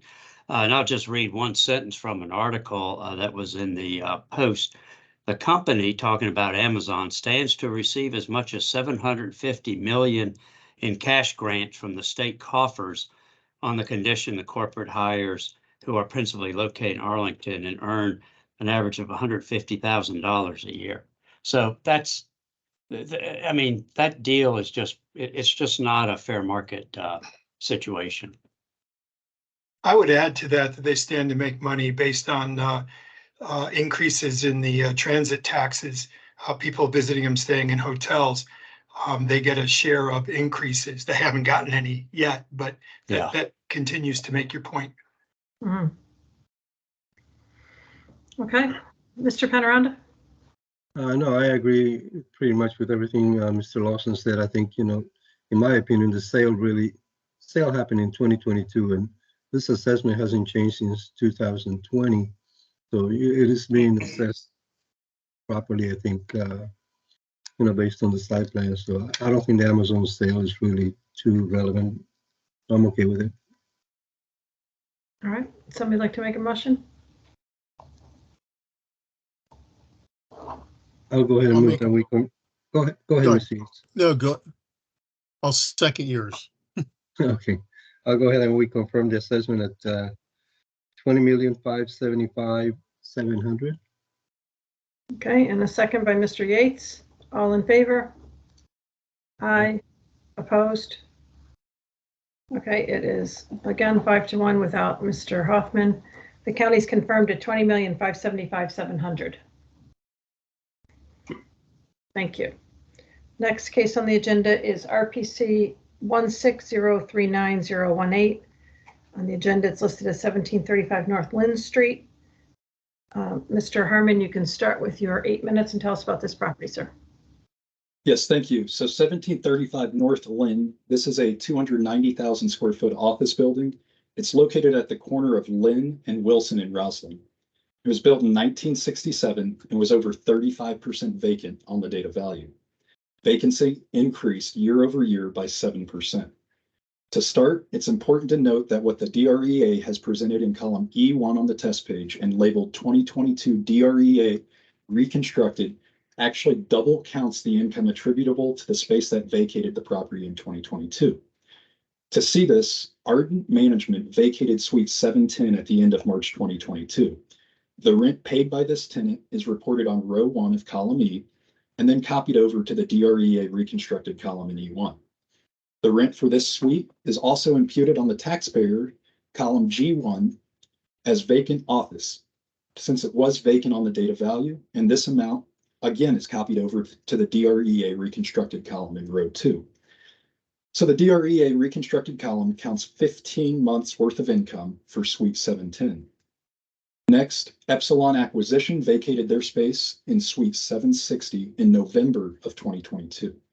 The income for the 10 months that this tenant was in Suite 760 is reported on row 1 of column E, which again is then copied over to the row 1 of the DREA reconstructed column. Since this suite was vacant as of January 1, 2023, the taxpayer imputed income on the space as if vacant. This is shown on row 2 of column G1. This rent is also copied over to the DREA reconstructed column E1. Effectively, the DREA reconstructed column counts Suite 760 as earning 22 months of income over a 12-month period. Clearly, these suites cannot earn more than 12 months worth of income in any calendar year. Yet this is exactly what the DREA reconstructed column does. It imputes 15 months of income on Suite 710 and 22 months of rent on Suite 760. This is why these DREA reconstructed columns results are such high numbers. It double counts income repeatedly. This is common when the DREA presents these reconstructed columns. It is extremely misleading and not reflective of the property operating at stabilized occupancy. As such, we should not give these misleading reconstructed columns much, if any, weight at all. Additionally, the reconstructed column fails to apply uniform concessions to the rent as is required for the property to be equalized amongst other properties in the county that are afforded such a reduction. Now, the issues on appeal are the potential rent, the vacancy rate, the operating expenses, and the cap rate. This property has 9 office tenants who collectively occupy 175,000 square feet of office space at an average in-place rental rate of $47.53 per square foot. From this rate of $47.53, we apply the uniform market concession rate of 10% to arrive at an in-place rental rate of $42.78 per square foot. You can see on the DREA test page that this is what the taxpayer has imputed on column G1 for the occupied office rental rate, which again is the actual in-place rents less the uniform market concession rate of 10%. The assessment in column D imputes the office in-place rent at $44 a square foot, while the test in column F imputes the office in place even higher at $45 per square foot. Neither rate uniformly assesses the actual in-place income for the property as is required by law. If you look at the DREA rent roll on page 7 of the board pack, you can see there are 2 errors on the rent roll that result in this higher figure. There is income imputed for 2 different tenants that don't exist. One is listed under protocol media that is listed as occupying 0 square feet, yet paying $257,000 annually in rent. Another income source is listed under expanse that again is leasing 0 square feet, yet paying $194,000 in rent. These phantom tenants do not appear on the rent roll and have the effect of overstating actual in-place rent. Next, the property did not have any new office leases in 2022. The majority of existing office leases in place as of the date of value predate the pandemic. For the vacant office rental rate, what we did was we imputed an even $42 per square foot, which is nearly the same rate as the actual in-place office rate. For vacancy and collection, the taxpayer imputed a 30% rate in order to reflect the DREA guidelines for Roslyn that existed up until tax year 2020, when the guideline vacancy rate was reduced Given that the state of the office market over the past 3 years, it is appropriate to impute the higher vacancy rate as applied by the government before 2020. As a note, the DREA comments state 89,000 square feet were vacant as of the date of value. The I&E rent roll states over 101,000 square feet were actually vacant on the date of value. Next, the operating expenses were $9.78 per square foot in 2022, when the property was between 29 and 35% vacant. Additionally, the property was less than 50% physically occupied during 2022 as well. Now here, if we are to assume a stabilized occupancy for income, so too must we assume a stabilized occupancy for expenses. Here, the taxpayer grows the 2022 expenses to account for a stabilized, physically occupied building. Finally, the assessment applies the lowest cap rate to this property of any of the past 15 years. This implies that the market the property operates in as of the date of value was the strongest of any of the past 15 years. This is simply not the case. At this property alone, 3 full floors of government tenants have vacated over the past 3 years, which increases vacancy and increases the risk and decreases the profitability. This is compounded by the lack of demand for office space in the county, as evidenced by 3 consecutive years of negative absorption that have totaled 2.6 million square feet. This is also affected by the increased cost of capital that occurred over the course of 2022, when the SOFR increased by 425 basis points and the 10-year T-bill increased by 236 basis points. As a comparison, 4601 Fairfax Drive recently sold for $104 per square foot. 4601 Fairfax was 62% occupied at the time of sale with GSA as the main tenant. This property was 65% occupied on the date of value with a multi-tenanted rent roll. The stabilized potential value is double what the 4601 sold for, while the assessment is more than triple the sale price of 4601, coming in at $328 per square foot. So to summarize, the assessment overstates in-place rental income by including $450,000 in income from phantom tenants. The assessment understates actual vacancy at the property. The assessment understates stabilized operating expenses. And the assessment uses an outdated cap rate that is not reflective of the risk profile of this property nor the market as of the date of value. Finally, we inspected this property twice over the past 2 years. DREA states they made an effective age adjustment last year and is now claiming another effective age adjustment. They were well aware of the lobby renovations and amenity space as of the date of value and should have made the change at that point. Additionally, we've been told that this year's inspection was part of DREA's 5-year inspection initiative. As I've said, we inspected this in 2022 and again in 2023. This is not the first property. We've seen this on numerous properties this year, inspecting it twice in 2 years. It appears this is not a 5-year inspection initiative, rather it's an inspection upon appeal initiative. This is subterfuge that is unbecoming of the government. Thank you. Okay, Mr. Peralta for the county, please. Thank you. First, I'd like to clarify, when an appeal comes before us, it is to our benefit to tour the property. Every year, the property can change, and what we've seen and what I've noticed upon inspection is a lot of the spaces that show as vacant on the rent roll aren't really vacant. I've seen vacant square footage on the rent roll that is actually converting into amenity space, and that isn't found out until the actual inspection. So to make a blanket statement saying that we only inspect properties every 5 years or so is inconsistent with what I believe should happen for office in particular. Office in particular has so many different variables, as you see in the complex valuation of every rent roll, of every year. And in this case, you'll see just that. So when you look at year 2020 in column B, you'll see that they're reporting the income of about, in the gross potential income of about a 13 million figure. If you compare that to what they are reporting in 2021 and 2022, that figure is dwarfed based on the fact that they're not reporting the actual projected income for that vacant space. And you see the changes from year to year if you compare columns B, C, and E. how much square footage is vacant in the property. You'll see that it changed from last year to this year, and then you'll see what we assessed it at in column D. So these are a lot of moving parts. Unfortunately, the best way to view this property and to look at this property is do the inspection and look at the rent rolls and what has been submitted. Unfortunately, the appellants, or the owners, I should say, are filling out the INEs the way we've asked them to fill it out. Now, in order to give the board and to give myself a better indication what this property could project for future, I have to do a reconstruction. Now, I understand that the appellant feels that it isn't perfect. I don't assume it to be perfect. What I do is try to project, and with the information we have, which is somewhat limited, and we have to, just compare apples to apples.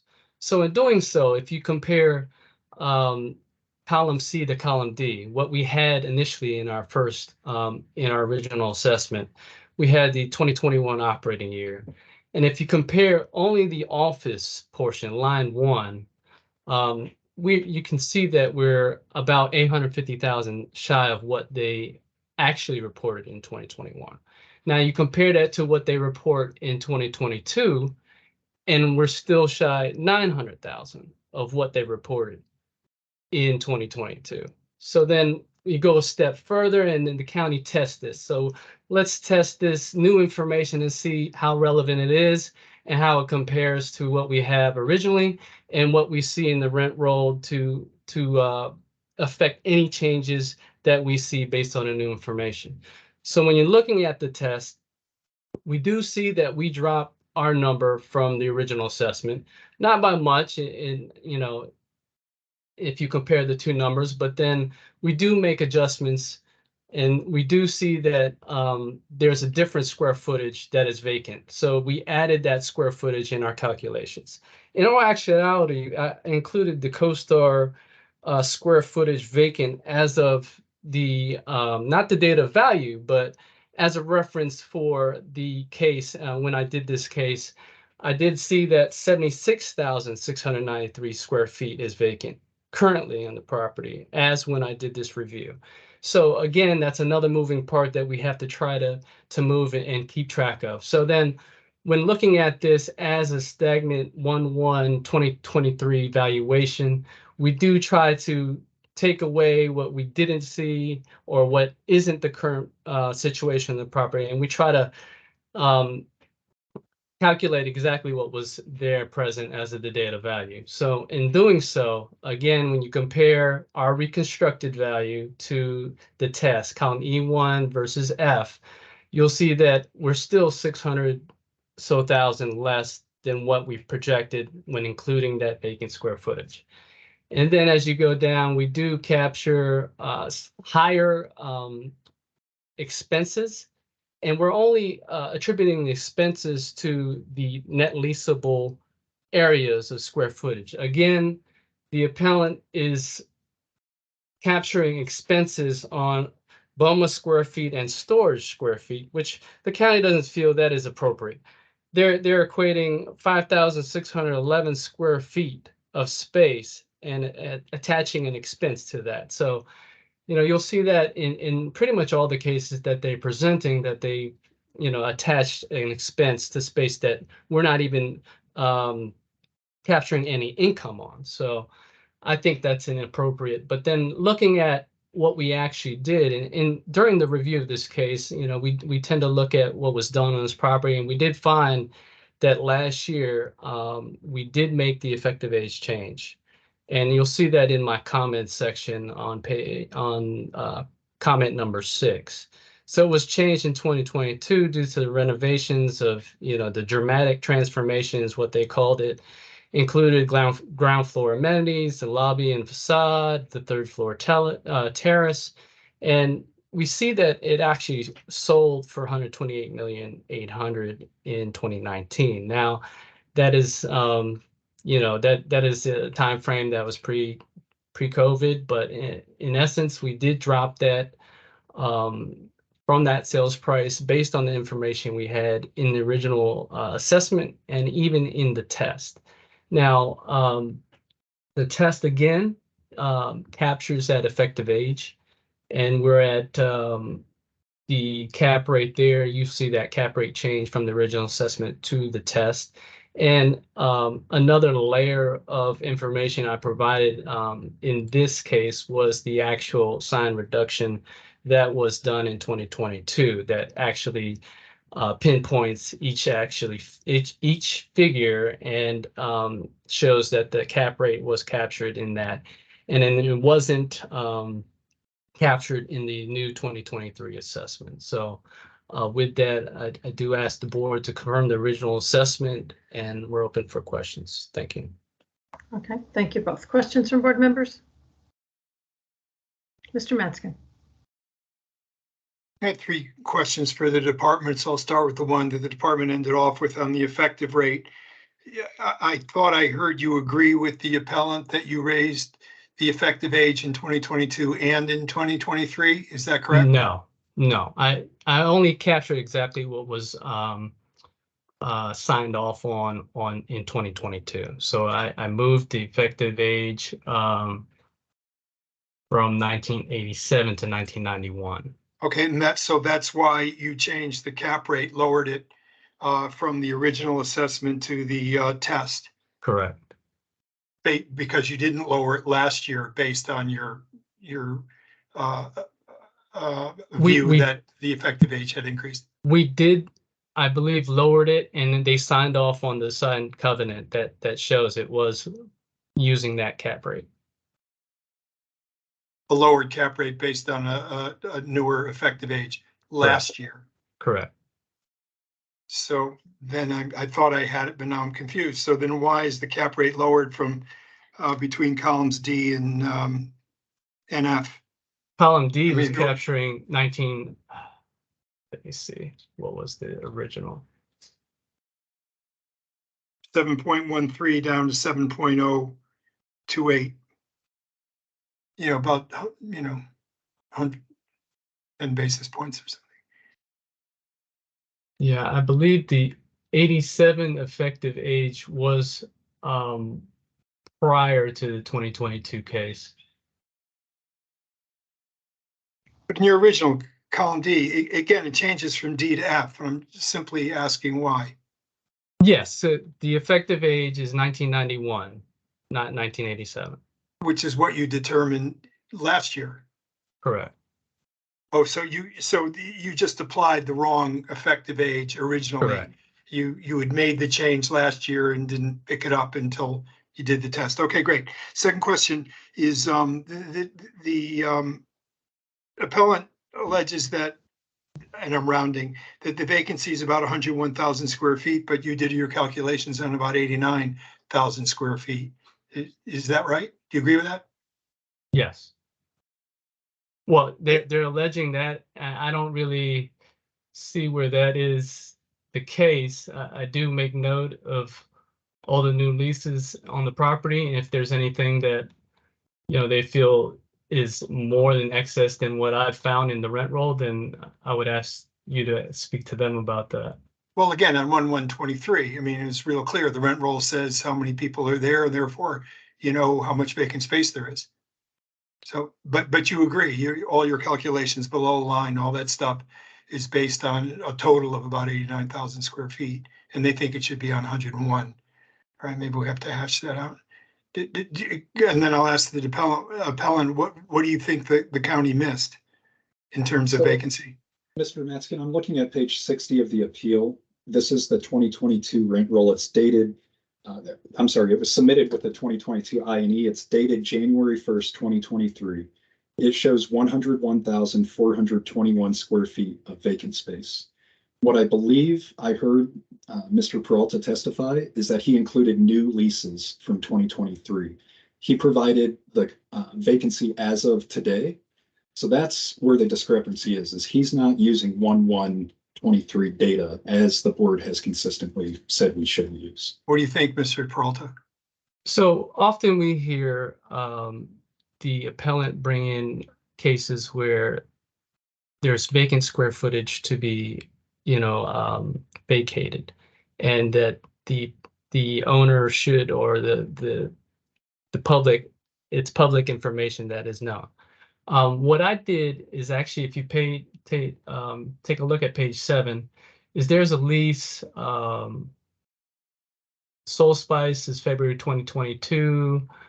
I highlighted these because they were somewhat the new leases on the property. So Nolan Group LLC is January 2023, 11,687 square feet. And I believe that is the major difference. And January 23, if I can look it up exactly what date that was. Mr. Matskin, if I may address what Mr. Peralta said, we submit our appeals in April. That's why we consistently develop this methodology, and we submit them all in April. Once the board chooses a methodology, we don't have the ability to adjust those appeals that were submitted in April. The government, they submit these, they put these together the week before the hearing. They have the ability to adjust based on how the board has been ruling. But as you can see here, they have chosen not to. I'm glad you pointed it out, because if they submitted in April and they signed a lease in January, that should be part of, the information they provide.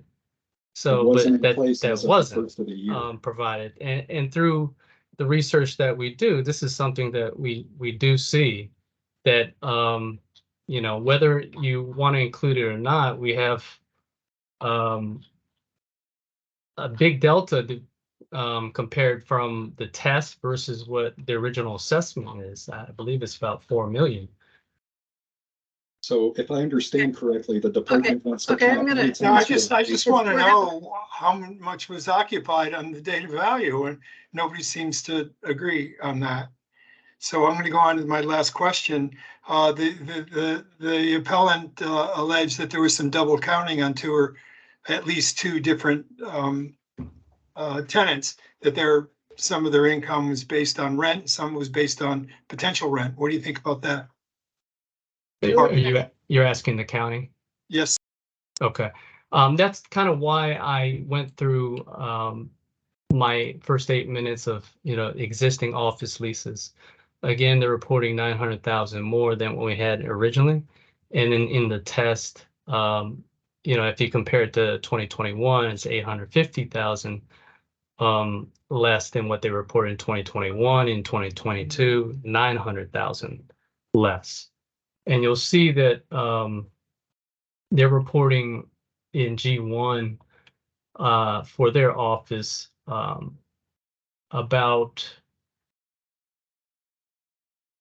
1.5, almost 1.5 million less than what they actually reported in 2022. Well, we're finding, in my unscientific view, most commercial property owners don't report what you asked for, namely the value of vacant space. And that's why you have to constantly reconstruct. And I'm certainly glad you do, because that's the way it ought to be. And so that you seem to be comparing that this, like many others, are not including numbers that they should.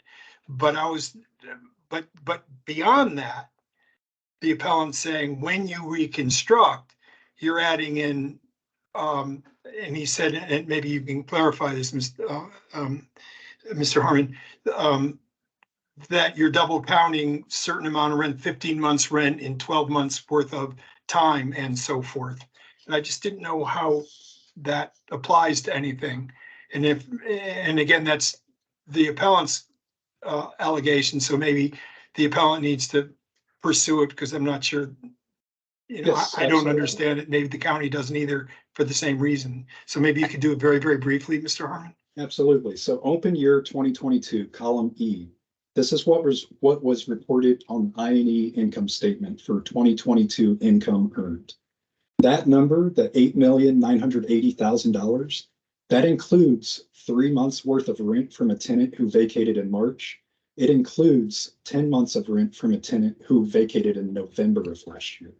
So that column E, row 1, includes 2 different suites, one for 3 months, one for 10 months. Now, what the they were then subsequently vacant for the balance of the year, right? Correct. Yes. Yeah. Okay. So they include 3 months and 10 months of those 2 suites on row 1 of column E1. Now those suites, since they were vacant, and this is where the DREA is provided with the vacant office space rental rate, is column G1 with the appeal. They have this information. They use this information. This vacant space, since it was vacant as of the first of the year, we have imputed income on that vacant space.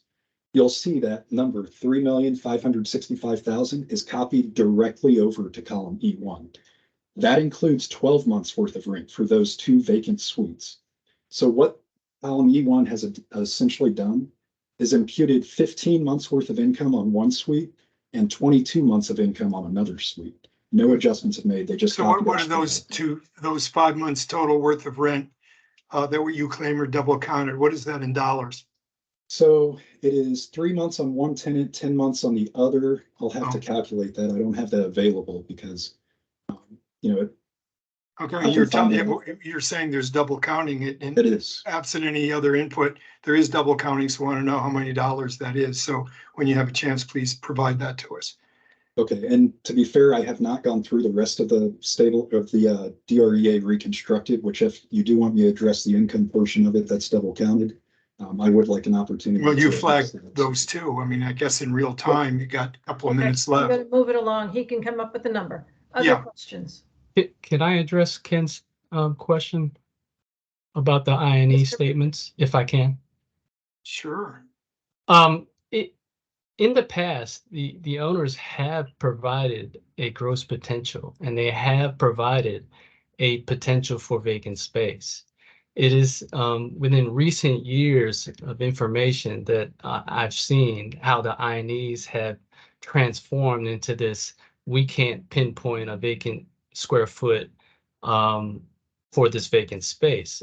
There's an asking rent. I'm pretty sure these owners and these property managers are knowledgeable enough, just like the appellant here is projecting a dollar amount for this vacant space. I mean, if they're their clients and the appellant is presenting a number today, there's no reason why they can't help them present a number as of 1/1 when they're submitting the I&Es.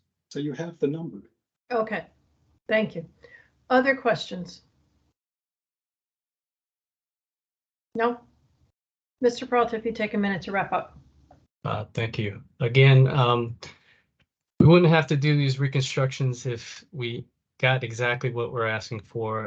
A good indication of what this property could achieve versus what they're actually reporting is in column B, if you compare that 2020 column B. Now, keep in mind, they just brought the property in, I believe, 2019. That's why there's a partial accounting of that I&E year. And in 2020, this is what they propose and what they've shown and submitted to the county. Now you can see that transformation from column B to C.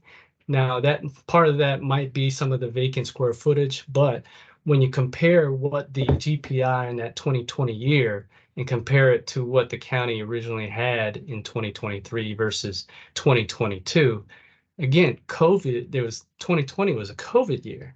So you're already assuming that it's less than what it should be. And so at the figure that their gross potential is achieving in 2020, compare it to 2022 and compare it to what the county originally had, I think the county is supported in its original assessment and in the test. Thank you. Okay, thank you. Mr. Harmon, if you take a minute to wrap up, sir. Yes, thank you. So there's a lot to unpack here. The 2019 sale, the property was 92% leased, 92% leased at pre-pandemic rates. Clearly, the value has gone down. The signed covenant that the DREA relies on last year, that was based on value, not methodology. Next, the assessment fails to consider the in-place leases as of the date of value. They are provided this rent roll along with the I&E in March of each year. They have it. They didn't look at it. What we've heard Mr. Peralta say is he looks at occupancy as of today, not January 1st, 2023. That approach has been routinely and consistently rejected by the board. What they are doing when they ask for vacant space lease up is they're asking owners to certify, to attest that this is what it would lease up for. That is not required by law. The only information required to be provided to Mr. Peralta on the I&E form is income and expenses. That is what is provided to me. Asking them to attest to what it would potentially lease up for, if they knew what it would lease up for, it'd be leased up. Thank you. Okay, it's just among the board members. I just can't let that last comment go. I mean, to not say what gross potential rent would be on vacant property is absurd. To say they would only know if it was leased up. I mean, you have to have some idea, and we do need to account for the gross potential on that vacant space. So I would disagree with the appellant on that point. You know, I just look at this and I think for regardless of correcting the cap rate or whatnot, I mean, when you look at the original assessment, if you were to take the actual reported in the column next to the original assessment and account for income off the vacant space, I think the original assessment's fair. I mean, forget about the test, forget about, I mean, all of it, just look at the numbers. I mean, if we accounted for the vacant space, their income would be higher under the gross potential. So I don't know, what's everybody else think? Mr. Yates? I agree with you, and I'm still on also on that one comment. If the appellant's not willing to provide that information, we have no choice but to go with what the county sets as that rate for vacant space. I mean, you know, they're leaving that hole open, or the appellant's leaving that hole open. I agree with the county. Yeah, and they are actually using $42 a square foot. I mean, what the appellant put on the pro forma. So they're in agreement with it. So, you know, I don't know. Other folks? Mr. Hoffman? Yeah, I mean, one thing that jumps out is we just saw earlier case where the agent was saying $700 is the cost to build in Roslyn. And this is assessed at 328 a square foot. So we're under 50% cost to build.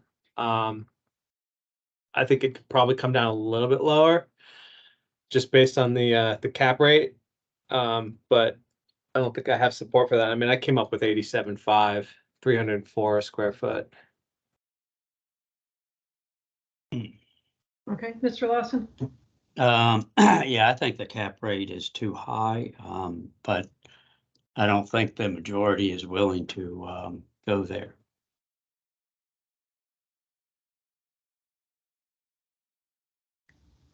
All right, anybody else?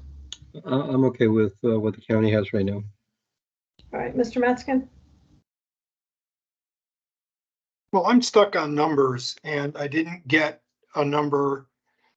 I think I understood the appellant and agree with the appellant that the vacancy rate was undercounted by about 11,000 square feet, but I didn't get what the value of that is to deduct it from row 2. So I can't do anything with it, but I was just working numbers for below the line. And again, I'm just rounding, but I know I'm close. 11,000 square feet should be more dollars deducted below the line for the 3 normal expenses of build out, realtors, commissions and rental loss. And I hadn't quite finished, but it comes out to about $1.5 million. But this is again off the test page. I mean, those are just real dollars, just using my calculator. But that brings it down to a number that's higher than the original assessment. There we go. Barnes, did you have something? Were you gonna counter me? Well, I did the same thing, Ken, and I ended up at 93, 322, 890. So a slight reduction based on, yeah. Adding 11,000 onto those? Well, what I did is I took the below the line in the test and took it away from the original assessment. I don't. From the original. Yeah, Oh. so it went down by slightly more than $1 million, $1,300,000. Yeah. I thought all year long that the below the line is inadequate. Yeah, but that's another cosmic. I issue. know. Let's I get lost down to that one as well. Individual numbers. Yeah. I guess normally we go with the lower, if there's competing assessments, competing values, original versus test, we go with the lower one and Right. adjust that if we have some. So I defer to my esteemed counselor and say that the amount of those reduced below the line numbers ought to go off column D and not F as I did it. Yeah, well, my only concern there is that the cap rate was incorrect at that. And so when you appeal, you open it up. And if there's a correction to be made, we see this all the time. So I would say that no, it would come off of the test where they've got, you can't pick and choose like, oh, we've got some information we're going to use and some we're not. So either we're opening it up and looking at the test. And if you want to adjust it below the line, like I said, I think you're going to come out higher than the original assessment. Well, if we use the original and then correct the cap rate, which is what we did last week, where it was just an error of fact, then we're going to end up higher than the 94 million plus that column D shows. All of a sudden, the savings that Barnes found is going to be wiped out by using the accurate cap rate. So we're back to where we began. Right.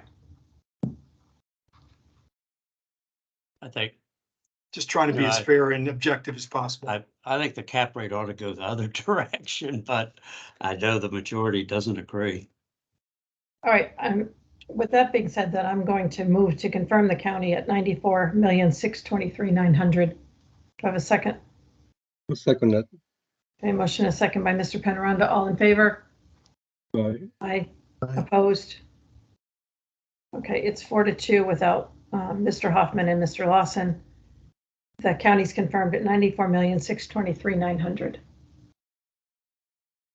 Okay, and wrapping up the final case on the agenda, Economic Unit RPC 17002020 on Fairfax Drive. Mr. Harmon, you can start with your 8 minutes on this property.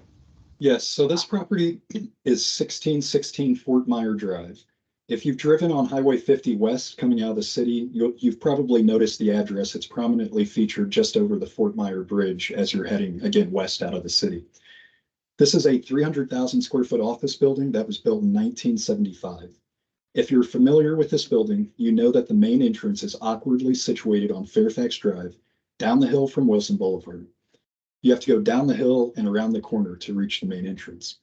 There is an entrance that is at grade with 17th Street, but this is actually the 5th floor entrance, which Mr. Peralta and I mistakenly entered when we toured this property.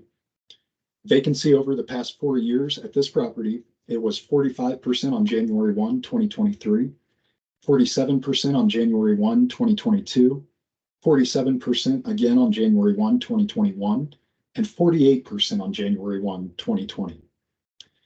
Now, to start, I want to address the DREA conclusion on page 3 of the board pack. The DREA states that since they did not have a rent roll submitted with the INE survey form, that they must confirm the assessment. The DREA notified us that they needed the rent roll at 4:14 p.m. on September 7th. You can see this request on page 17 of the appeal.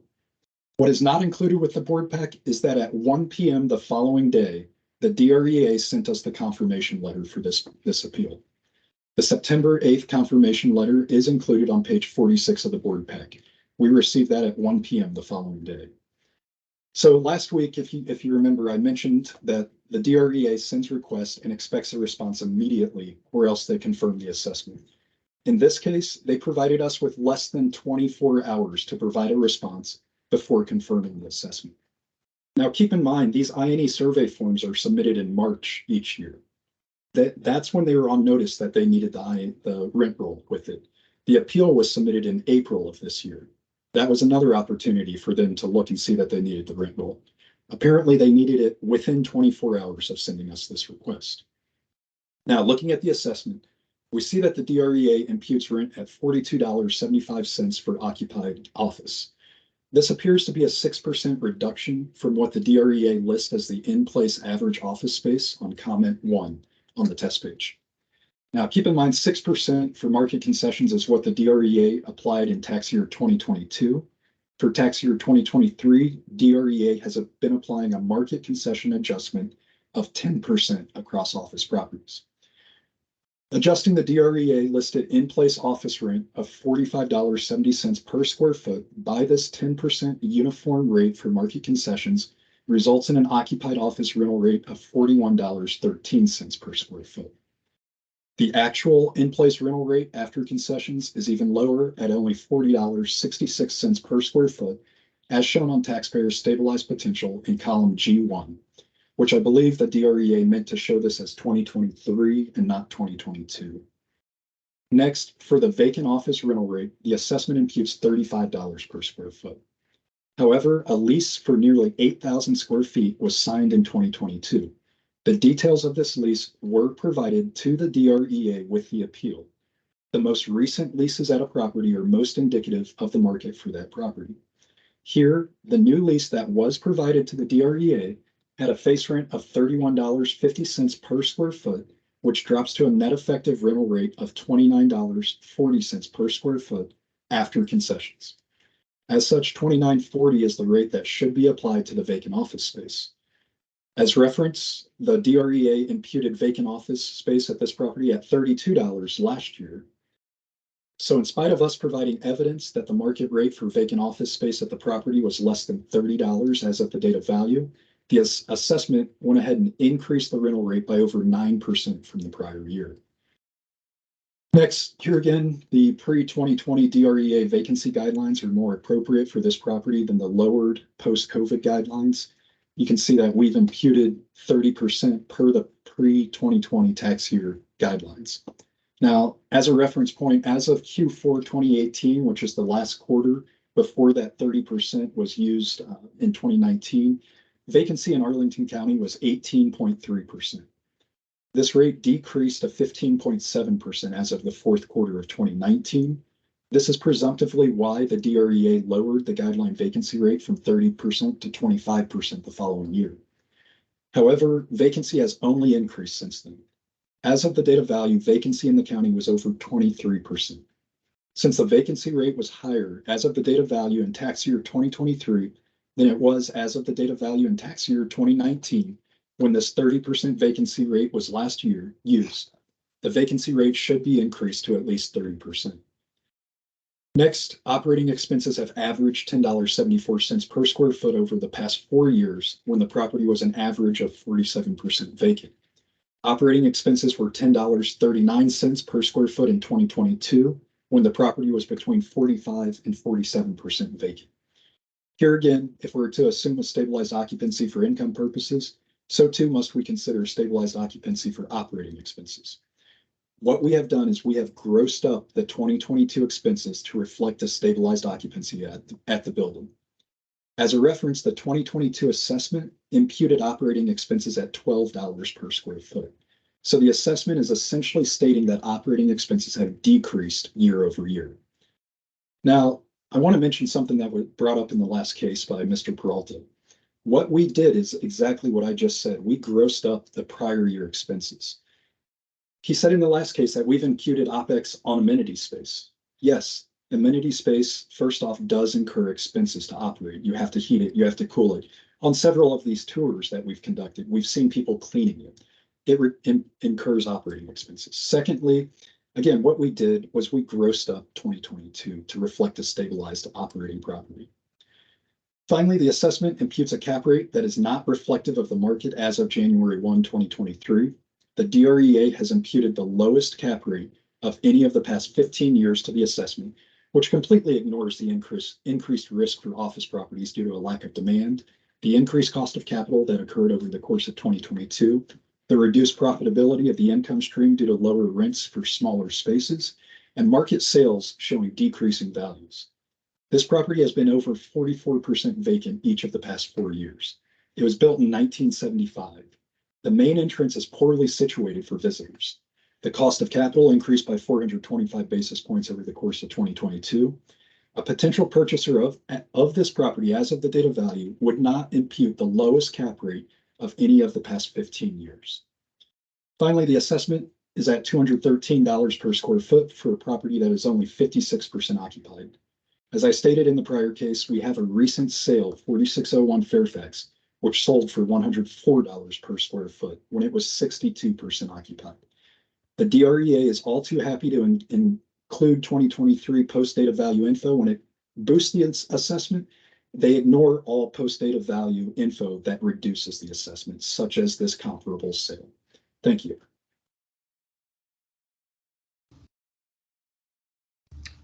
All right, Mr. Peralta for the county, please. Yes, thank you.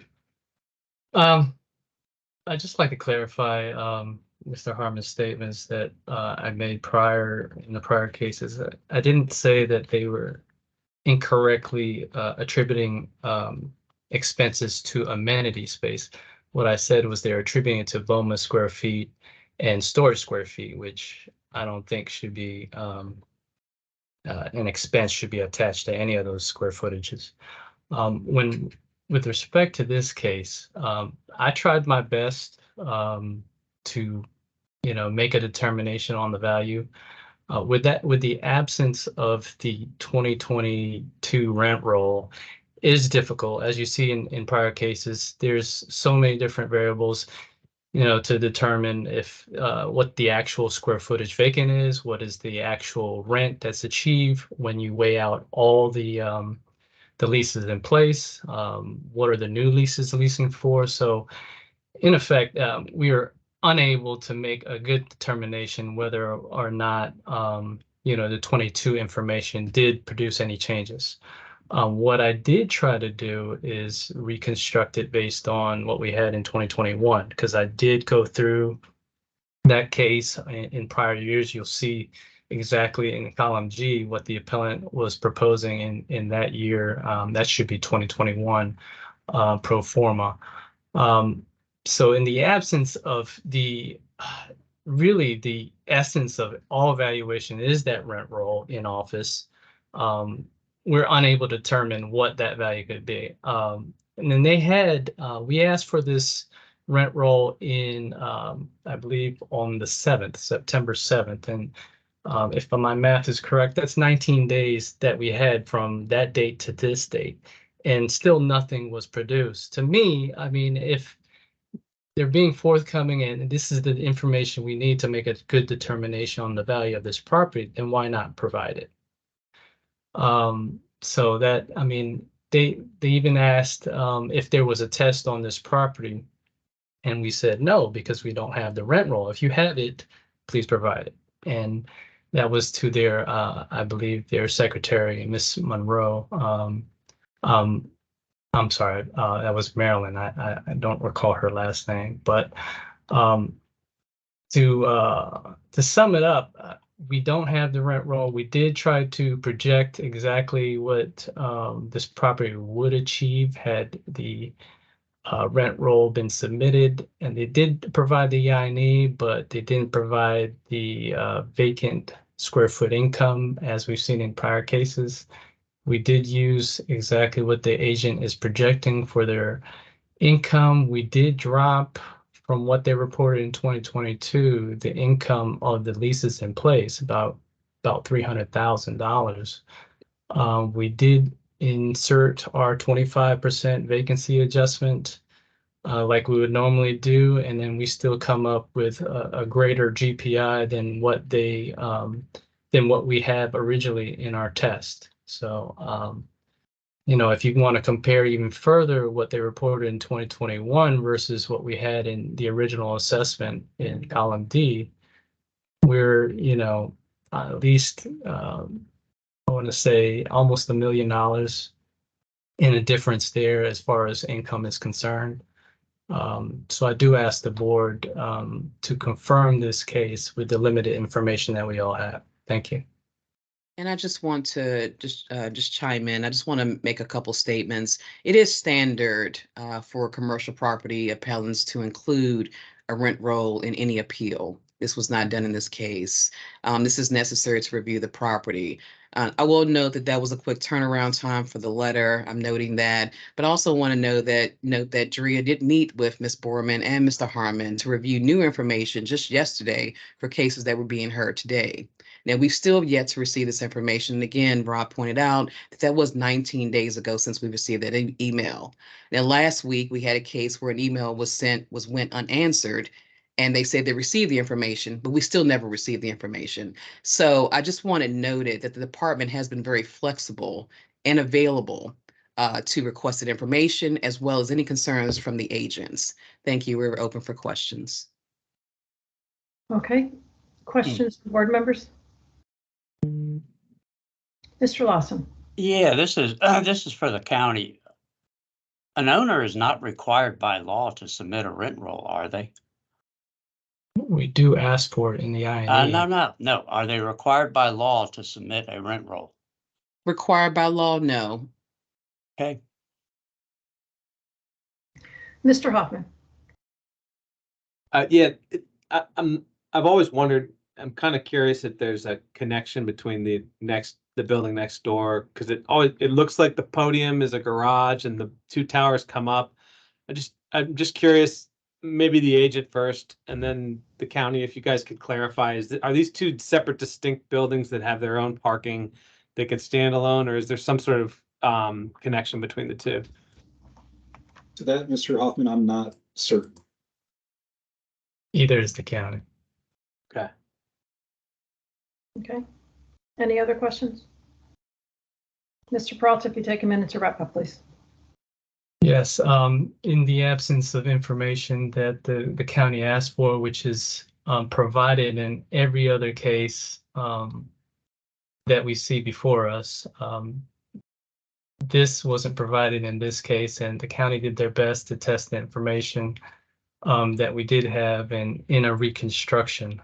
That reconstruction does produce a NOI that is higher than what the original assessment is. And we do ask that the board actually consider that. What I do notice actually is that we've assessed for higher square footage vacant than what the appellant is using. Or actually, I'm sorry, that they do have a higher vacant square footage. So I'll just wrap it up and say we asked to confirm this case. Thank you.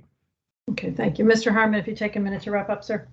Yes, thank you. So even without a rent roll, what the assessment has done is applied a 6% concession rate to what they claim is the in-place contract rent. As we've seen on office properties throughout this year, their 2023 concession rate is 10%. We ask that this property be assessed in equalization with other office properties in the county and have that 10% concession rate applied. This assessment also does not consider the 2022 lease that was provided with the appeal. That lease, you can see on the comments on our appeal, it didn't make it to Drea's test page, but our appeal does include the terms of that lease. And the vacant office space should be imputed at 2940 to be in accordance with the most recent leasing activity at this property. Finally, the assessment actually lowers operating expenses from the prior year. We know inflation was at least 6.5% over the course of 2022, yet the 2023 assessment has decreased expenses. Thank you. Okay, thank you. All right, it's just among the board. I'm just going to say a couple things. You know, I do want to know where people feel on the expenses because I do have some questions on that. But to 2 points, one that Mr. Lawson just brought up about the rent rolls. It's not required by law, but I mean, every year we go through this and I just feel like we got a lot of cases and a lot of cases coming up in the month of October. And to use the argument that like, oh, we just found out in September is absurd to me. You know, the INEs are due in March, the appeals come out in April, and obviously the burden of proof is on the appellant. I would think that it would be due diligence of the appellant to ask the owners for the rent roll, because with the absence of the rent roll, the county is kind of at a loss to be able to try and check these numbers. So to sit back and rest on the laurels of, oh, we were just asked in September that we would need rent rolls, this is something that's been going on for years. And the rent rolls should come in with the appeals. And maybe, you know, appellants moving forward need to kind of re-educate owners that if you want to win these cases and put weight to what we're trying to argue, that would be very helpful for the county to have. The second thing I would say on the poor entrance that the appellant brought up several times in his testimony, I would think that the poor entrance to the facility would be reflected in the rent. So I don't see where that requires any additional consideration. So I don't know. Again, I do have a little bit of angst over the lowering of the expenses, but I'd like to hear what other people have to say about that. Mr. Huffman? $213 a square foot seems pretty reasonable. this is a structure that doesn't seem to have any major deficiencies. Okay. And I think I'm trying to recall, it was a couple of years ago, but I think the owners came in front of the county board or the planning commission or somebody with some crazy apartment tower that, I don't know that it went forward anywhere, but there's some value in those views being unobstructed and the location. And I just think it's already pretty low as an office building. There's kind of like a lot of upside to this property. Okay, excuse me, Mr. Lawson? Yes, thank you, Madam Chairman. Yeah, I wasn't making the point that an applicant should not present a rent roll. I think they should, but it's not legally required. And what I was slightly objecting to is like they're being scolded for not providing it. This property came in with a crazy residential building at like a 12 FAR, and it was going to really do great damage to the Belvedere condominium. So they raised a bunch of cane, and we believe that that application is dead. But the ownership was going to try to, get an approval to tear this down and put in a residential building. I understand the government has some significant long-term leases left in here, and whether they'll vacate or not, I don't know. I just wanted to share that information for what it's worth. Okay. Other folks? Mr. Matzkin? I went for kind of objective numbers, and I don't know where this, to me, I'm looking at the assessment, which is column D, which is the only full-blown evaluation the county's given because they couldn't do a test. And I agree, even though it's not legally required, if a property owner wants to make a case, they ought to make the fullest case they possibly can in their own behalf. So I went only to operating expenses. The department in all cases today, when accounting for large amounts of vacancies, have added on a goodly percentage. I went back plus or minus 15% more costs for operating expenses than had been achieved in order to offset the actual operating expenses vis-a-vis what they would have been had it been almost fully occupied. And in this case, they added $1 from $2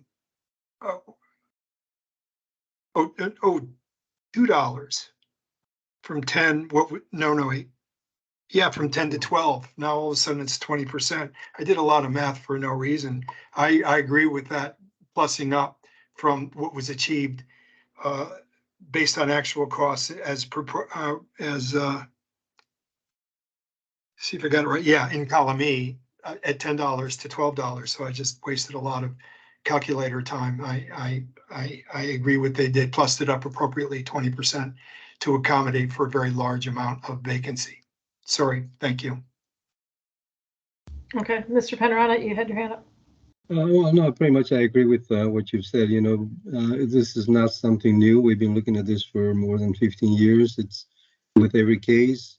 We, not only the county, but we as the board, we need to have those numbers to be able to make sure that, what the value is. And, not having that information is not an excuse that, we just got the request.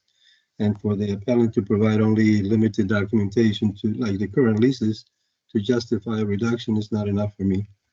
So I'm okay with the county. Okay, anybody else? Mr. Lawson?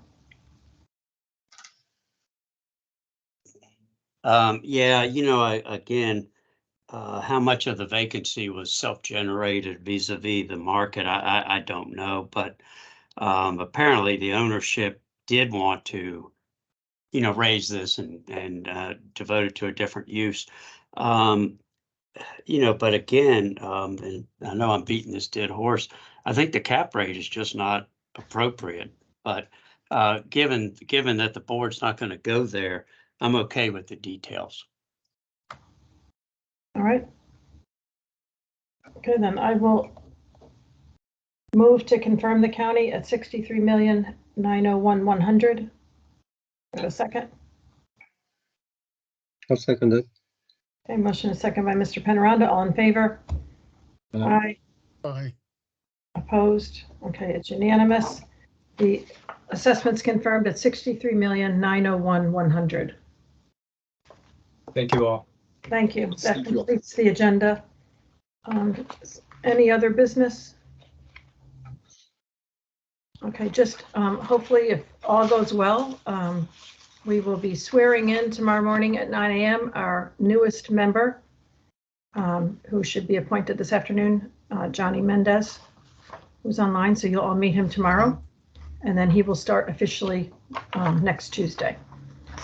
So that will complete everything here. So we will stand adjourned 11:46, reconvene tomorrow in person for the board members on Wednesday, September 27th at 9 a.m. in our usual room. And I'll see everybody there. Thank you. We'll see you. Lost